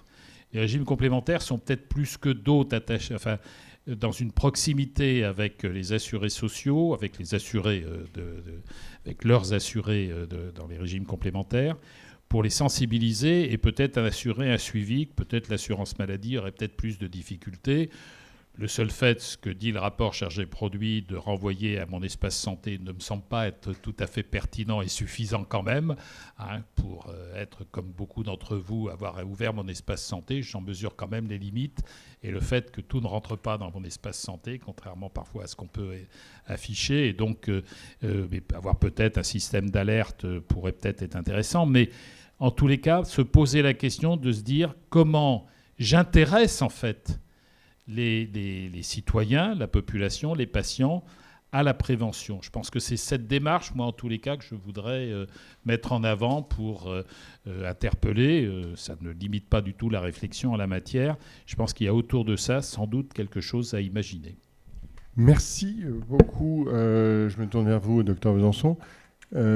Votre vision sur l'état actuel de la prévention et sur ce débat qui est vieux comme... Oui, qui est très vieux. Alors, la prévention, pendant très longtemps, elle a été exclusivement médico-centrée et peut-être même médecin généraliste centrée. Il y a de moins en moins de médecins généralistes, c'est pas nouveau. Il y a un glissement de tâches aussi vers les médecins généralistes. Il y a de moins en moins d'acteurs qui assurent un certain nombre de choses qu'on rabat sur les médecins généralistes, ce qui fait qu'on se retrouve quand même avec beaucoup de choses à assurer, en n'étant pas très nombreux. Parallèlement à ça, effectivement, le législateur s'est dit ça a posé un problème pour la prévention, donc il y a un élargissement des missions de prévention à d'autres professionnels de santé. C'est très bien, on multiplie les portes d'entrée, ça permet de toucher davantage de monde. Ça s'est peut-être fait un peu rapidement, ça manque de lisibilité pour les patients, mais ça manque aussi de lisibilité pour les professionnels de santé. Parce que maintenant, à l'échelle d'un territoire, finalement, on est plusieurs à assurer les mêmes missions de prévention, et finalement, c'est plus bien qui est-ce qui s'en occupe. Alors pour les enfants, je parle d'un exemple parce que je connais bien, on a la PMI, on a la sage-femme, on a le pédiatre, on a le généraliste, on a l'auxiliaire de puère, on a le CMP, on a aussi le repérage à l'école, on a le médecin scolaire. On ne sait pas bien quand il passe, le médecin scolaire. Maintenant, on ne sait même pas s'il passe d'ailleurs. Il y a l'infirmière scolaire qui passe. Et au final, on a ces espèces de trous dans la raquette parce qu'on ne sait pas qui fait quoi. Et ça, c'est un vrai problème. Alors, je reviens Vous voulez dire que d'un côté, ça doublonne et en même temps, oui. c'est pas complet. Ça doublonne, c'est bien, parce que ça multiplie les portes d'entrée, sauf qu'au bout d'un moment, on ne sait plus qui fait quoi. Et donc, on se repose peut-être un peu trop sur les autres. Moi, généraliste, je n'ai pas le temps d'assurer mes missions de prévention, mais je me dis ça ira bien parce qu'il y a quelqu'un d'autre qui le fait à côté. Mais finalement, la personne d'à côté se dit la même chose, et finalement, personne ne le fait. Alors, je reviens avec ma casquette de président de CPTS. Ça aussi, c'est très bien. Dans nos missions obligatoires de CPTS, on a justement les actions de prévention. Et c'est peut-être la première fois où on s'assoit entre professionnels de santé pour discuter d'axes de prévention. Et on se demande, mais toi, tu le fais, mais qui est-ce qui le fait au final? Et là, on se pose la question de comment on va le faire. Et puis aussi, on a dans la boucle, maintenant, on a la CEPAM. Donc, quand on décide de faire du dépistage du cancer du col, moi, je ne fais pas juste du dépistage du cancer du col de l'utérus avec les patientes qui viennent me voir à mon cabinet, mais j'ai la CEPAM qui a un fichier avec toutes les patientes qui ont fait leur dépistage et celles qui ne l'ont pas faite. Et donc, elles envoient un SMS aux patientes en leur disant tel jour, telle heure, il y a une action de dépistage qui est organisée par la CPTS. Et on s'organise avec les sages-femmes pour le faire. Et ça, c'est un vrai plus. Et je pense que dans les missions des CPTS, finalement, c'est peut-être une des missions qui a le plus de valeur ajoutée, c'est qu'on se mette autour de la table pour discuter de comment on assure la prévention à l'échelle d'un territoire avec les moyens qu'on a sur ce territoire-là. Merci, très clair. On poursuit avec vous, docteur Moncani.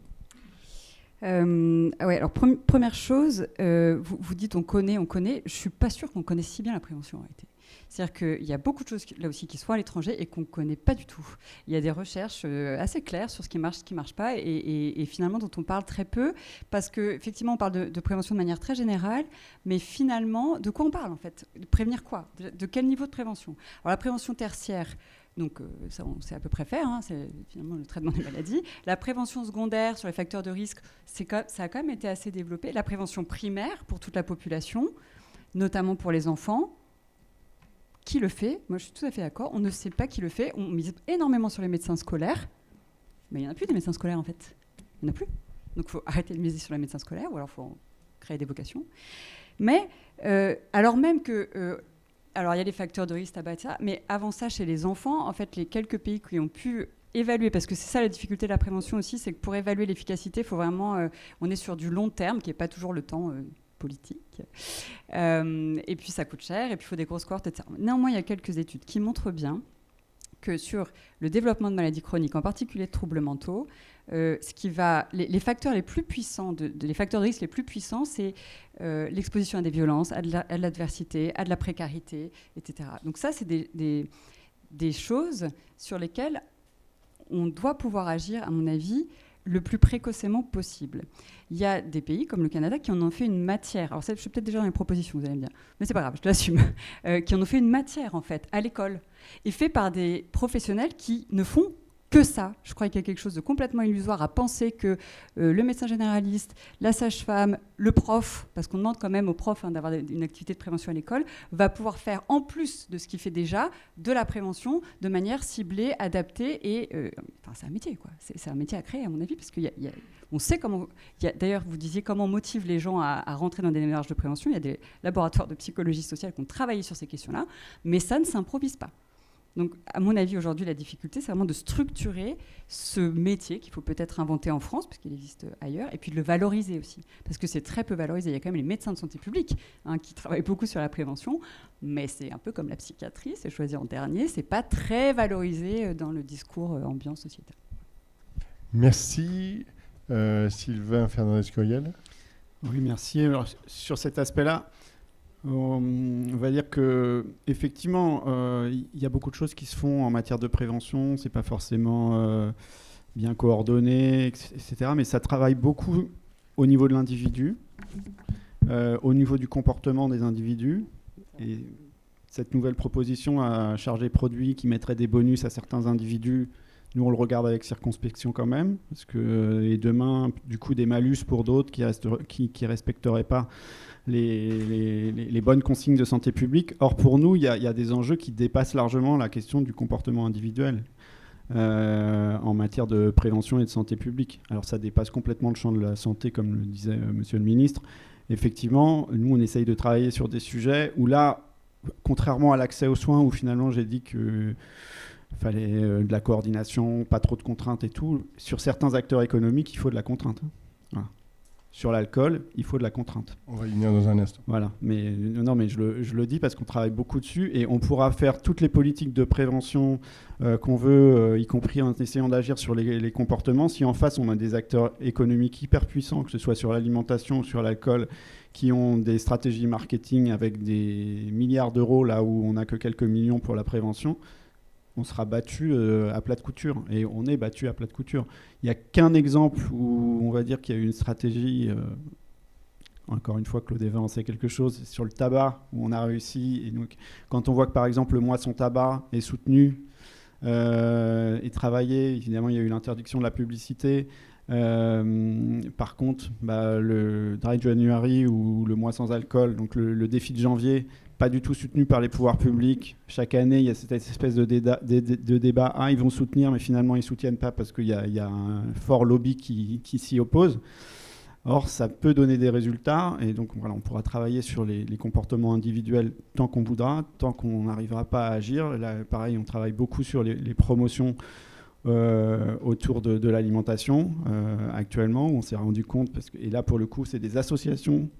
Et donc, je souligne aussi le rôle des associations dans le domaine de la prévention, à la fois dans l'accompagnement auprès des populations, mais aussi dans le travail d'évaluation et d'enquête, puisqu'il y a plusieurs associations qui ont travaillé sur les promotions dans les super et les hypermarchés. Et en fait, les promotions sont toujours sur des produits mauvais pour la santé. Voilà. Enfin, très majoritairement sur des produits mauvais pour la santé. Et les produits bons pour la santé sont très rarement en promotion. Et il y a une marge forte qui est faite sur les produits bons pour la santé et une marge beaucoup plus réduite pour les produits d'appel mauvais pour la santé. Donc, et je ne reviendrai pas sur près des caisses des supermarchés, tous les produits qui sont mis en avant, où il y avait eu un travail qui avait été fait là-dessus, et il y a eu à nouveau un recul avec une mise en avant de produits qui sont très, très néfastes pour la santé. Et j'ai noté que depuis 1997, c'était chez les 18-24 ans, le taux d'obésité a été multiplié par 4. Donc il faut quand même qu'on s'interroge sur... voilà, on a beau travailler sur les comportements individuels, c'est pas là qu'est la clé, je pense. Merci beaucoup pour ce tour de table. J'ai des questions justement à vous poser. J'en ai une qui rejoint précisément le point que j'avais abordé concernant la lutte contre le tabagisme et l'alcoolisme. Au passage, je vous signale un article très bien fait paru dans Le Monde aujourd'hui sur ce sujet qui montre très bien qu'il y a eu des résultats vraiment très probants sur la lutte contre le tabagisme. C'est plus compliqué sur l'alcoolisme. Alors, Claude Évin, je vais commencer avec vous. La loi qui porte votre nom incarne précisément cette lutte contre le tabagisme et l'alcoolisme. Plus de 30 ans plus tard, où en sommes-nous ? Est-ce que vous ne trouvez pas que les pouvoirs publics, comme on le disait à l'instant, restent très frileux dans la lutte contre la consommation d'alcool ? Oui, bon, alors, le problème, c'est qu'on ne fait pas bouger les choses de manière rapide quand on est effectivement confronté à des situations de lobby. Moi-même, j'ai été confronté à ces situations de lobby au moment de l'examen du texte, mais c'est vrai qu'on sait très bien que la préoccupation de certains territoires, la préoccupation de certains élus d'activité économique vient perturber en effet les mesures qui devraient être prises. Le Dry January, par exemple, la difficulté pour les pouvoirs publics, c'est en effet la réaction de la viticulture, la réaction de certains, y compris groupes industriels d'ailleurs en la matière, parce qu'il n'y a pas que la viticulture qui est responsable de l'alcoolisme, loin de là. Les alcools industriels d'une part, ou les alcools, ce qu'on appelle les alcools forts par ailleurs, en sont aussi souvent la cause. Donc c'est un débat permanent. Enfin, moi je veux dire que vous parliez aussi et à juste raison d'ailleurs, du lobby alimentaire, qui est aussi un des éléments. Bon, je crois qu'il faut avoir des pouvoirs publics qui aient des lignes claires. Je m'abstiendrai de faire toute comparaison et tout commentaire. Bon, quand j'ai fait passer cette loi, c'est quand même un certain temps, en 1991, j'ai eu la chance d'être soutenu par un Premier ministre de l'époque et un président de la République aussi d'ailleurs, qui a, vis-à-vis d'autres ministres en interministériel, pour le Premier ministre, a effectivement arbitré. Bon, voilà, qu'est-ce que je peux dire d'autre ? Ceci étant, dire quand même qu'il ne faudrait pas non plus considérer que la prévention, ce n'est qu'un aspect. Enfin, moi, je le dis avec beaucoup de modestie aussi par rapport à cette loi. La loi, elle ne traite pas l'ensemble de la lutte contre l'alcoolisme ou contre le tabagisme. Loin de là, elle traite que ce qui était nécessaire de traiter dans la loi. Et la prévention, elle a de multiples aspects. Et donc, il faut effectivement, on l'a évoqué dans les diverses interventions, il faut qu'il y ait une meilleure cohérence, il faut qu'il y ait une meilleure coordination, il faut qu'il y ait une meilleure visibilité et une identification, effectivement, de l'ensemble des acteurs. Bon, voilà, un point simplement. Moi, je ne dis pas qu'il faut tout jouer sur les comportements individuels, loin de là. Simplement, je me dis quand même que la question des comportements individuels doit aussi être prise en considération et que, en ignorant absolument pas ce que vous avez pointé en disant attention, il y a des catégories sociales qui sont très éloignées. J'avais d'ailleurs dans mon propos indiqué combien il fallait aussi que l'ensemble des politiques publiques aient cette préoccupation. Mais je crois qu'il est aussi nécessaire qu'on trouve un intérêt à agir, y compris individuellement, ce qui aujourd'hui, quand même, peut-être ce qui manque aux politiques de prévention. Enfin, en tous les cas, autour de ça, je pense qu'il y a une réflexion à conduire. Merci, Monsieur le Ministre. On poursuit avec vous, Sylvain Fernandez-Coriel. On parlait un instant des inégalités sociales. On sait que la façon dont sont menées les politiques publiques de prévention peut contribuer à accroître les inégalités sociales. Quelles sont à vos yeux les priorités ou les leviers pour que la prévention bénéficie à tous et en particulier aux publics les plus fragiles? On a parlé dans la première partie sur l'accès aux soins de santé communautaire. Je pense qu'effectivement, c'est à développer pour aller au-devant de ces populations.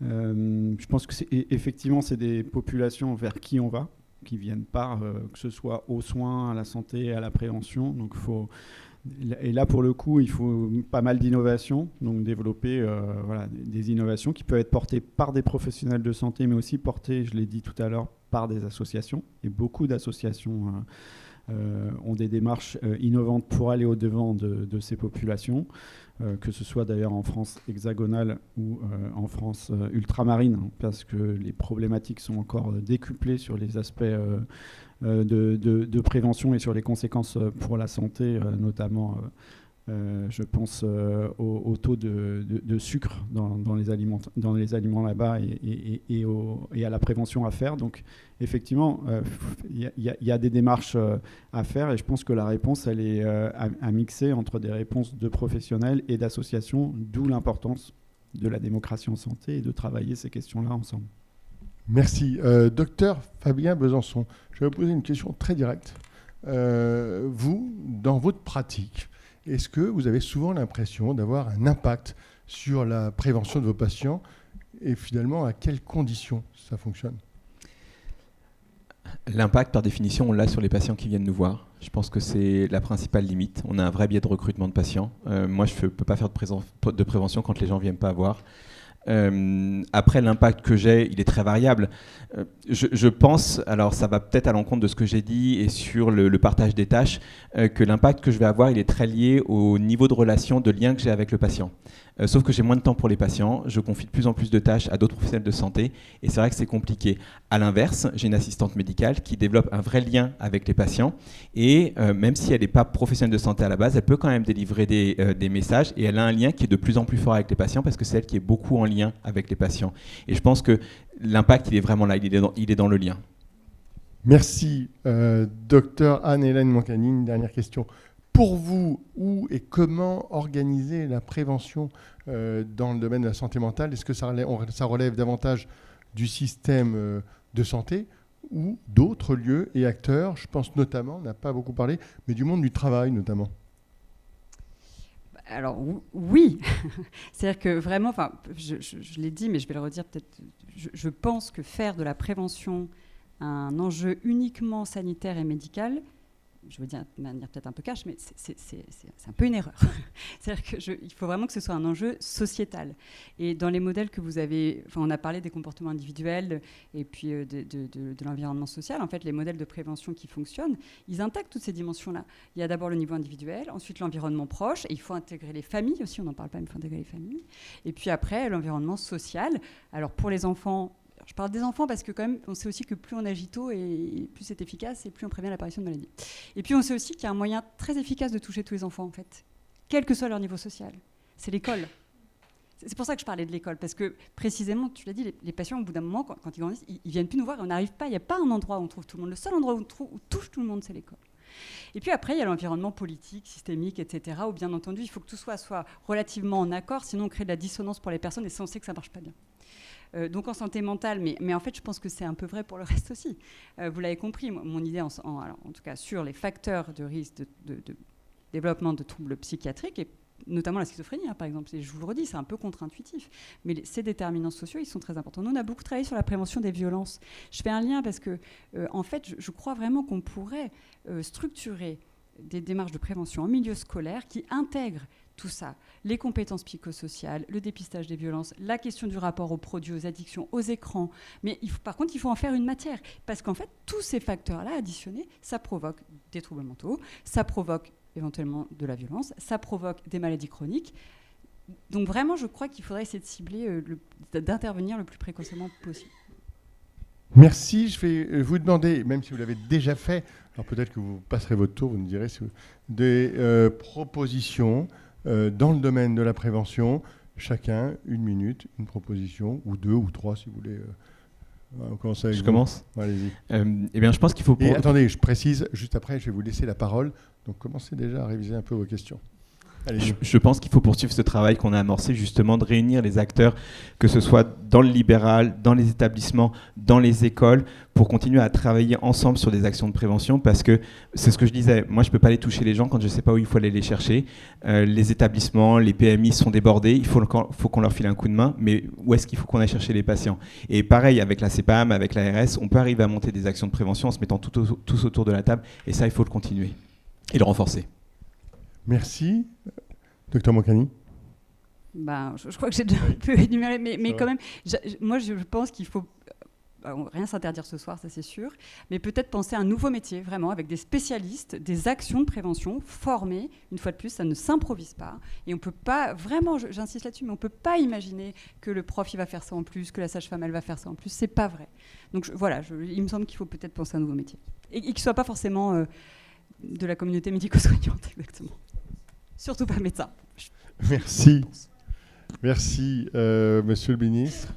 Ouais, j'ai déjà évoqué, par exemple, un type de proposition, c'est que je pense qu'il y a une réflexion à conduire sur l'incitation financière. Je l'ai évoqué comme ouverture à la réflexion, resituée dans un contexte général. Il ne s'agit pas effectivement d'aller par ailleurs par une pénalisation du non-respect d'un certain nombre de règles de prévention, mais je crois qu'il faut se poser la question de quel est l'intérêt pour les patients, pour les citoyens, de s'engager dans des démarches de prévention.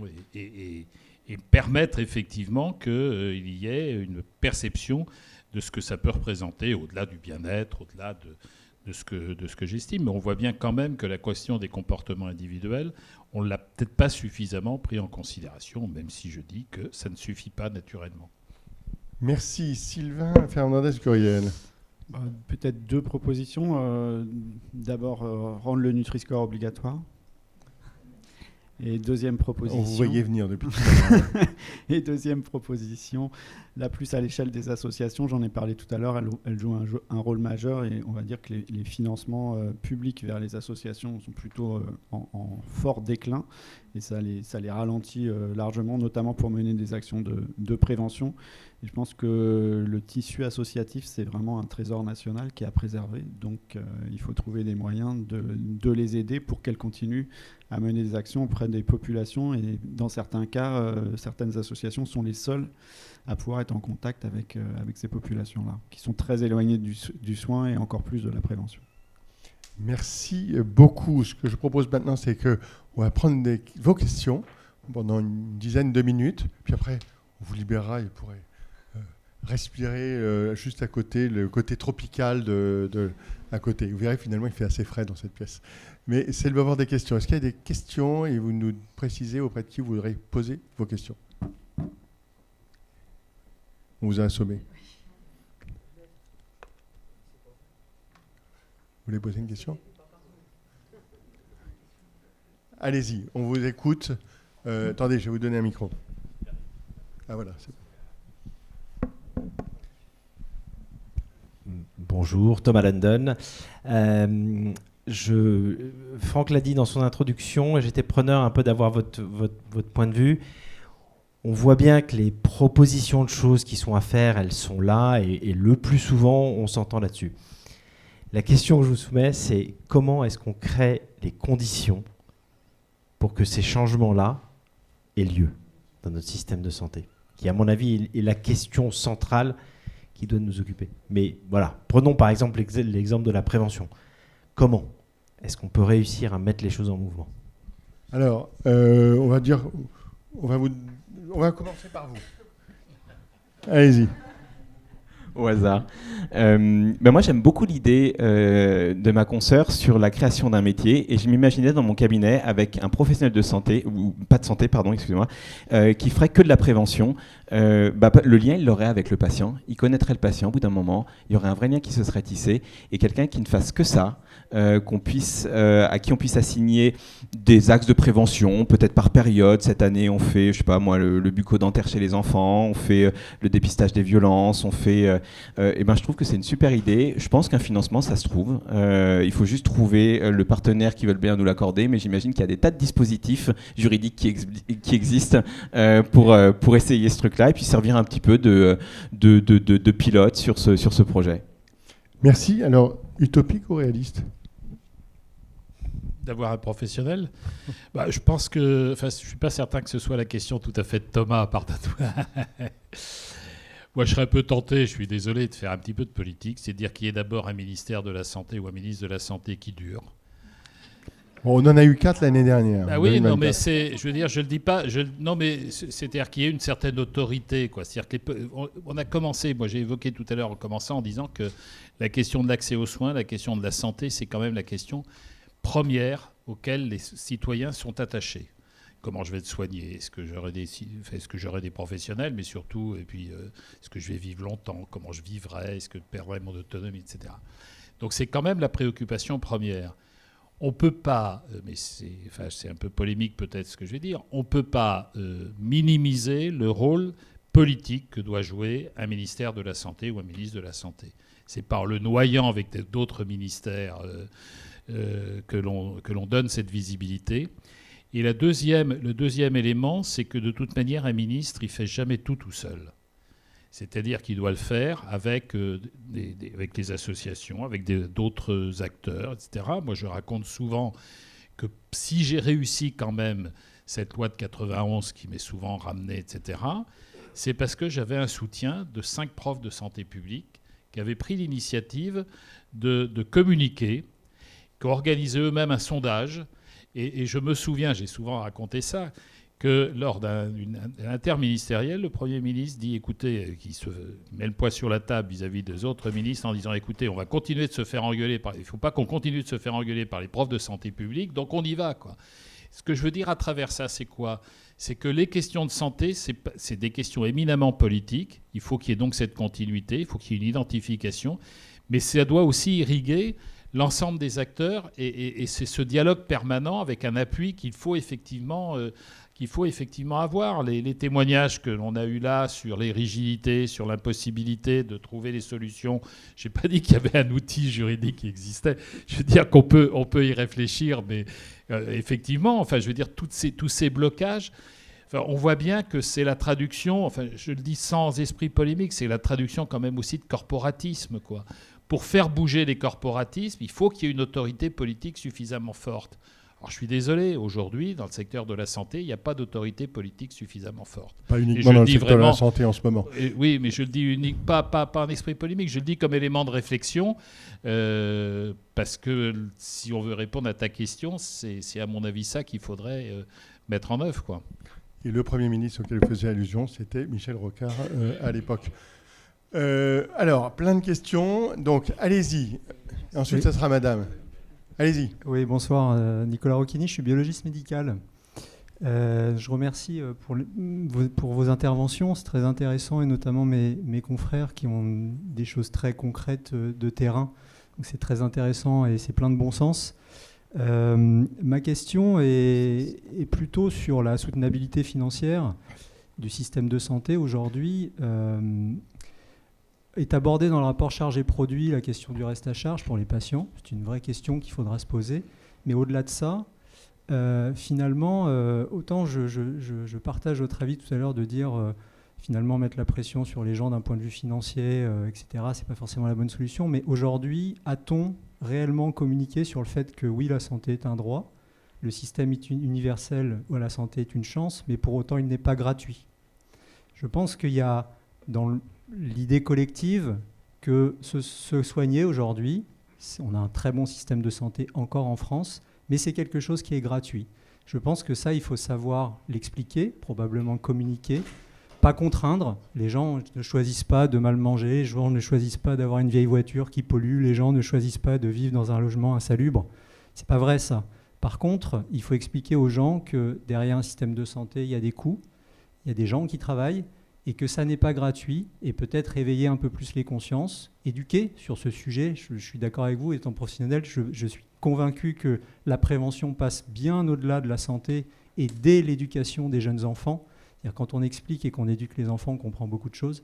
Ensuite, il faut s'appuyer sur les réseaux locaux que les professionnels nous sommes et nous représentons. Les biologistes, malheureusement, sont assez absents de ces réseaux-là, j'en profite pour le dire, alors qu'on est présent et on voit 500 000 patients par jour sur les territoires. Mais voilà, ma question est plutôt sur... et avoir donc il y a une votre question avis. quand même. Allez-y, oui, c'est on vous écoute, question. la question. Comment est-ce qu'on peut finalement plus communiquer sur le fait que la santé aujourd'hui n'est pas gratuite et inciter les populations à en prendre conscience ? Qui veut prendre cette question ? Allez-y.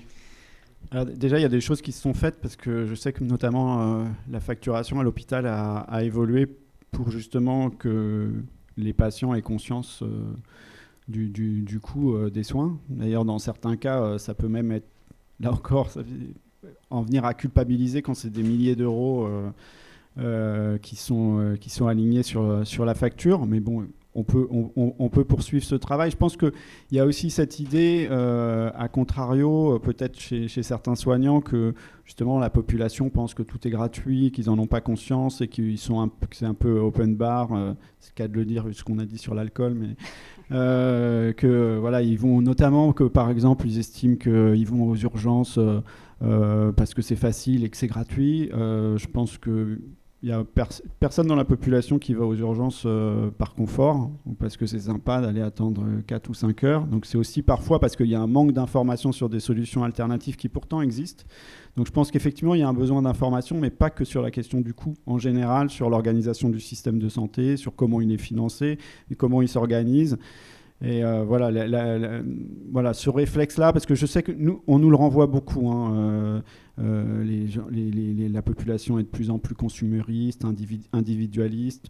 Bon, je pense qu'il y a il n'y a pas que cette tendance-là, quoi. Il y a toute une partie de la population qui s'engage dans des associations, voilà, qui essayent de travailler aussi pour le bien commun. Donc il y a des choses qui se font. Je me souviens plus du nom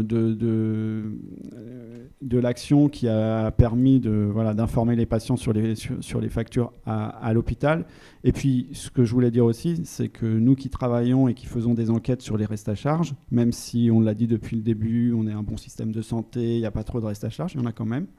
On a fait une enquête cette année aussi sur les restes à charge dits invisibles, c'est-à-dire tout ce qu'il y a en plus, notamment pour les patients chroniques. Et c'est important pour certains patients, avec beaucoup de frais qui ne sont pas pris en charge pour le coup.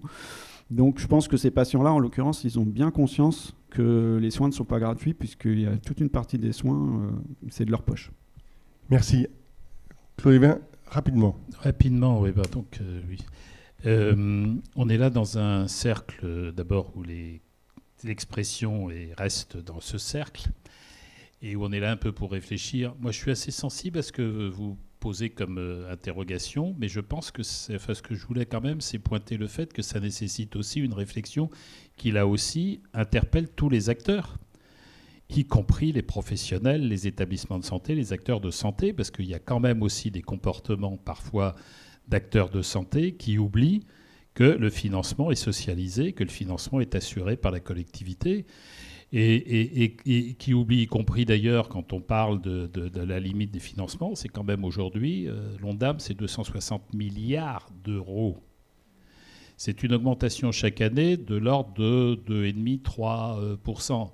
Donc tout ce qui fait effectivement qu'on a un système quand même qui, avec toutes ces difficultés, toutes ces carences, est quand même un système assez riche, dans le sens non pas financier, mais dans le sens où il apporte quand même un certain nombre de réponses, ça nécessite effectivement de la pédagogie vis-à-vis de tous les acteurs, pas uniquement vis-à-vis des patients, je pense. Merci pour ce petit rappel. Et alors, madame, on vous écoute. On avait dit tout à l'heure un 12% du PIB, la santé. Merci beaucoup. Bénédicte Gerbil, merci beaucoup pour la qualité des échanges. Déjà, ça fait du bien de se projeter. On a une réflexion avec vous qui est là d'être pluriannuelle, voire presque décennale, voire systémique. Malheureusement, on a un truc qui s'appelle chaque année le PLFSS. Et aujourd'hui, le pilotage de nos dépenses, il est purement annuel. Comment on va arriver... J'ai passé plus de 20 ans dans le monde de la santé publique et privée et j'ai appris une règle, c'est la prévention, c'est 1 euro dépensé cette année, mais on ne sait pas quand il rapportera. Et j'en ai pas, c'est des modèles médico-économiques. Donc on a ce paradoxe. Comment voyez-vous les choses? Et puis est-ce que c'est un sujet de travail, je pense, pour le cercle, pour faire bouger ce monolithe qui ne correspond pas du tout à un changement culturel systémique dont on a dessiné les contours aujourd'hui?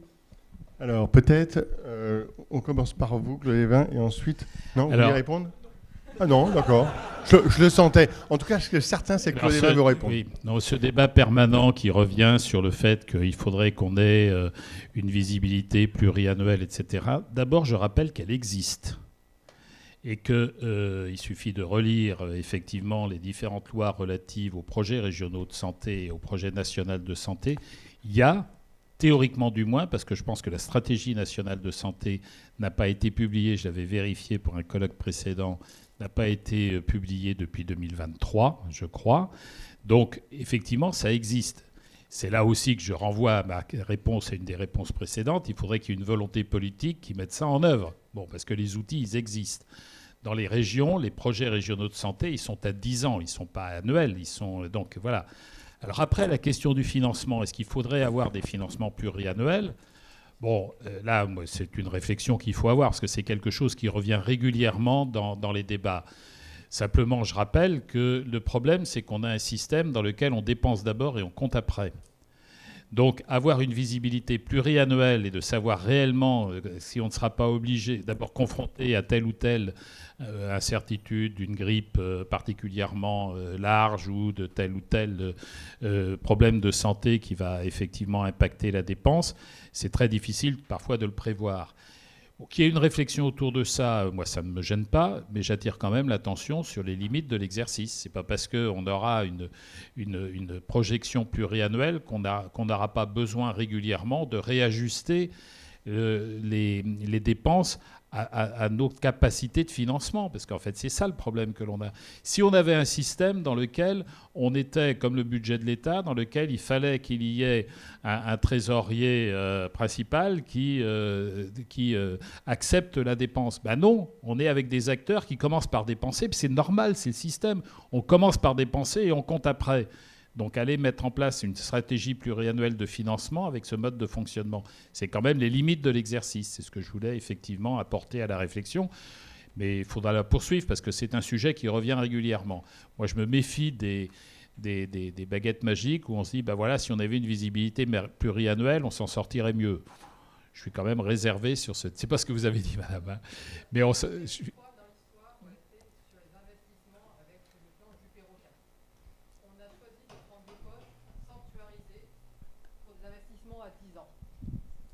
prioritaire. Ça a été fait une fois avec le plan Juppé-Rocard sur les investissements d'avenir. On l'a fait sur l'investissement en santé, en environnement, peu importe. Sur les acteurs publics, ça a été fait sur des poches qui sont considérées comme prioritaires pour l'avenir de la nation.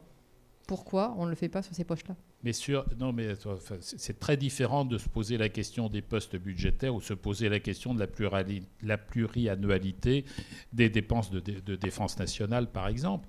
La dépense essentielle en matière de santé, c'est la dépense de soins, c'est la dépense de prestations, c'est la dépense qui résulte de la prescription, etc., et de la consommation. C'est pas la dépense, c'est pas uniquement la dépense liée aux effectifs, par exemple.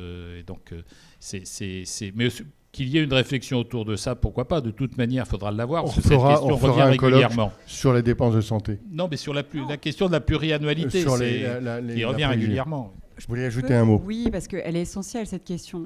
C'est la question d'inverser le paradigme, en fait, quand même, hein, et de changer de modèle, là aussi. C'est-à-dire qu'à un moment... Et en fait, c'est des enjeux politiques. Pourquoi ? Parce que c'est des enjeux sociétaux. Donc, c'est comment on se positionne tous sur cette question-là. J'ai parlé à plusieurs reprises de modèles médico-économiques. C'est pas pour rien. C'est-à-dire que... Et puis aussi, c'est comment on fait avec la science, ce qui a été évalué, ce qui se fait ailleurs, etc. Il y a des études, des recherches qui montrent qu'effectivement, ça nécessite un investissement plus important à un moment donné, mais pour des économies majeures dans 5 ans, 10 ans, 15 ans, 20 ans plus tard. Je pourrais vous citer des études si ça vous intéresse, mais donc c'est comment collectivement, alors cette question de prioriser sur des enveloppes, ça, j'avoue que c'est pas trop mon domaine, mais en tout cas c'est à un moment donné, est-ce qu'on décide collectivement ça ? Mais c'est une inversion de paradigme, et c'est vrai que la temporalité de la prévention n'est pas toujours la temporalité du politique, mais peut-être qu'il y a quelque chose à travailler collectivement autour de ça. On va prendre 2 questions, les 2 dernières questions. Je vois non, madame, on va commencer par madame, ensuite monsieur, puis peut-être une troisième. Allez. Je vous demandais de poser des questions rapides et des réponses rapides. Merci. Bonjour, merci. Docteur Caniker, je suis spécialiste en santé publique et économie de la santé. Donc, justement, on est sur le volet économique. Moi, ce qui m'a un peu manqué, je pense que c'est aussi par rapport aux personnes qui sont autour de la table, c'est la partie hospitalière et comment ça s'articule avec toute la médecine des villes qu'on a eu à développer. Parce qu'aujourd'hui, on rencontre quand même pas mal de difficultés, notamment dans la partie prévention, parce que dans la prévention secondaire, c'est ce qui va nous permettre, nous, de diminuer les recours aux urgences, et notamment sur la population ciblée des personnes âgées, plus de 40% des hospitalisations. Là, vous avez parlé de la soutenabilité financière qui est très importante. Les dépenses hospitalières aussi en valeur, c'est une grande partie.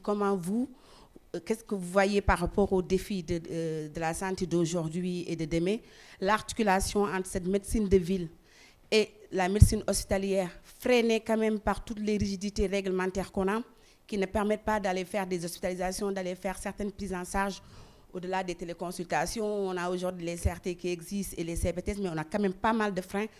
Qu'est-ce que vous avez comme proposition, comme vision pour permettre cela et améliorer quand même la prise en charge hospitalière en passant par la ville? Alors, je me permets, parce que je travaille à l'hôpital, je crois. En 1 minute. Alors, moi, je travaille à l'hôpital, hein, donc c'est une préoccupation. Et en psychiatrie. Alors, on a beaucoup de problématiques communes entre personnes âgées, psychiatrie. Bon, voilà. Et en fait, c'est pour ça que je disais que peut-être qu'il faut miser. Alors, bien sûr, il y aura toujours besoin d'hospitalisation pour certains patients à un certain moment donné, etc. Mais quand je parlais du modèle ACT tout à l'heure, c'est quand même, je vous le dis, c'est une expérience qu'on a vécue nous en mettant en place un modèle très structuré, très coûteux, il faut quand même le dire au départ. Pour les patients les plus compliqués, on a sorti de l'hôpital des patients, par exemple un patient qui est hospitalisé depuis 25 ans. Alors vous allez me dire, voyons, vous n'êtes pas très fort à l'hôpital à Toulouse. Bah oui, mais en fait, ce n'est pas une exception. C'est-à-dire qu'on a vraiment réussi, mais en mettant des moyens extrêmement conséquents, pas que médicaux, extrêmement conséquents autour des patients, à sortir de l'hospitalisation. Et je vous rejoins sur la question il faut un chef d'orchestre. C'est-à-dire que pour sortir ces patients-là, ça fait peur à tout le monde, hein, pas comme psychiatrie, enfin les patients complexes en fait, avec des comorbidités importantes, etc., ça fait peur à tout le monde. Donc il faut aller voir l'hébergeur, l'employeur éventuellement, la famille, les voisins même, il faut y être. Voilà. Et ça, je ne crois pas nécessairement que ce soit le rôle du médecin, mais il y a, par exemple, en l'occurrence, là, c'est des case managers, ce sont des infirmiers, il y a des pères aidants qui le font aussi. Il faut y aller avec le patient en ambulatoire si on veut que ça tienne, et il faut mobiliser tous les acteurs de la société, pas que de la santé. Je ne sais pas si ça répond globalement à votre question. Merci. On prend une question ici, j'ai vu... Allez-y, on vous écoute. Monsieur. Guillaume Simon, je suis entrepreneur dans le domaine de la santé mentale. Et comme on est ici à Paris Santé Campus, ça me paraît assez naturel de parler d'un thème qui n'a pas encore émergé. Ce qui est bien aussi parce qu'il ne faut pas mettre les outils au centre. Mais néanmoins, poser la question des évolutions liées au numérique et notamment à son impact sur les métiers. Et comment ça peut...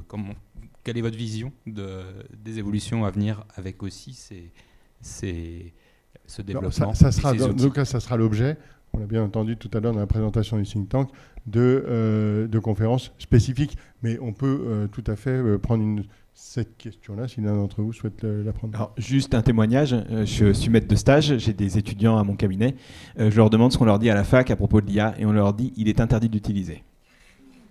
Voilà. Et moi, un autre témoignage, ChatGPT est un excellent psychothérapeute. Essayez. Non, mais je ne veux pas vous faire peur à tous, hein, mais oui, en fait. Alors nous, on se disait les psychiatres seraient les derniers à disparaître. Bon, je ne sais pas sûr. En même temps, il n'y en a plus, donc ce n'est pas très grave. Non, mais cette question-là, elle est essentielle, mais là aussi, elle est essentielle dans la façon dont on va travailler en santé, mais pas qu'en santé. Et quand vous dites on n'a pas le droit de l'utiliser à la fac, mais attendez, en fait, à l'école déjà, il faut leur apprendre à s'en servir de l'IA, c'est hyper important. Allez, dernière question, on vous écoute, monsieur. Moi, je vais être un peu provocant, mais je travaille à l'hôpital public et on a beaucoup de patients qui arrivent aux urgences parce qu'ils n'ont pas les moyens d'aller voir un psychiatre en libéral. Donc, est-ce qu'on ne pourrait pas remettre en place, parce que jusqu'en 2003, déjà, les médecins libéraux participent à la permanence des soins, il y a la question aussi de réguler les tarifs, donc de remettre, soit de supprimer le secteur 2, allons jusqu'au bout, soit au moins de leur imposer un certain nombre de consultations en secteur 1 par rapport à ça. Et pour le coup, ça ferait faire beaucoup d'économies.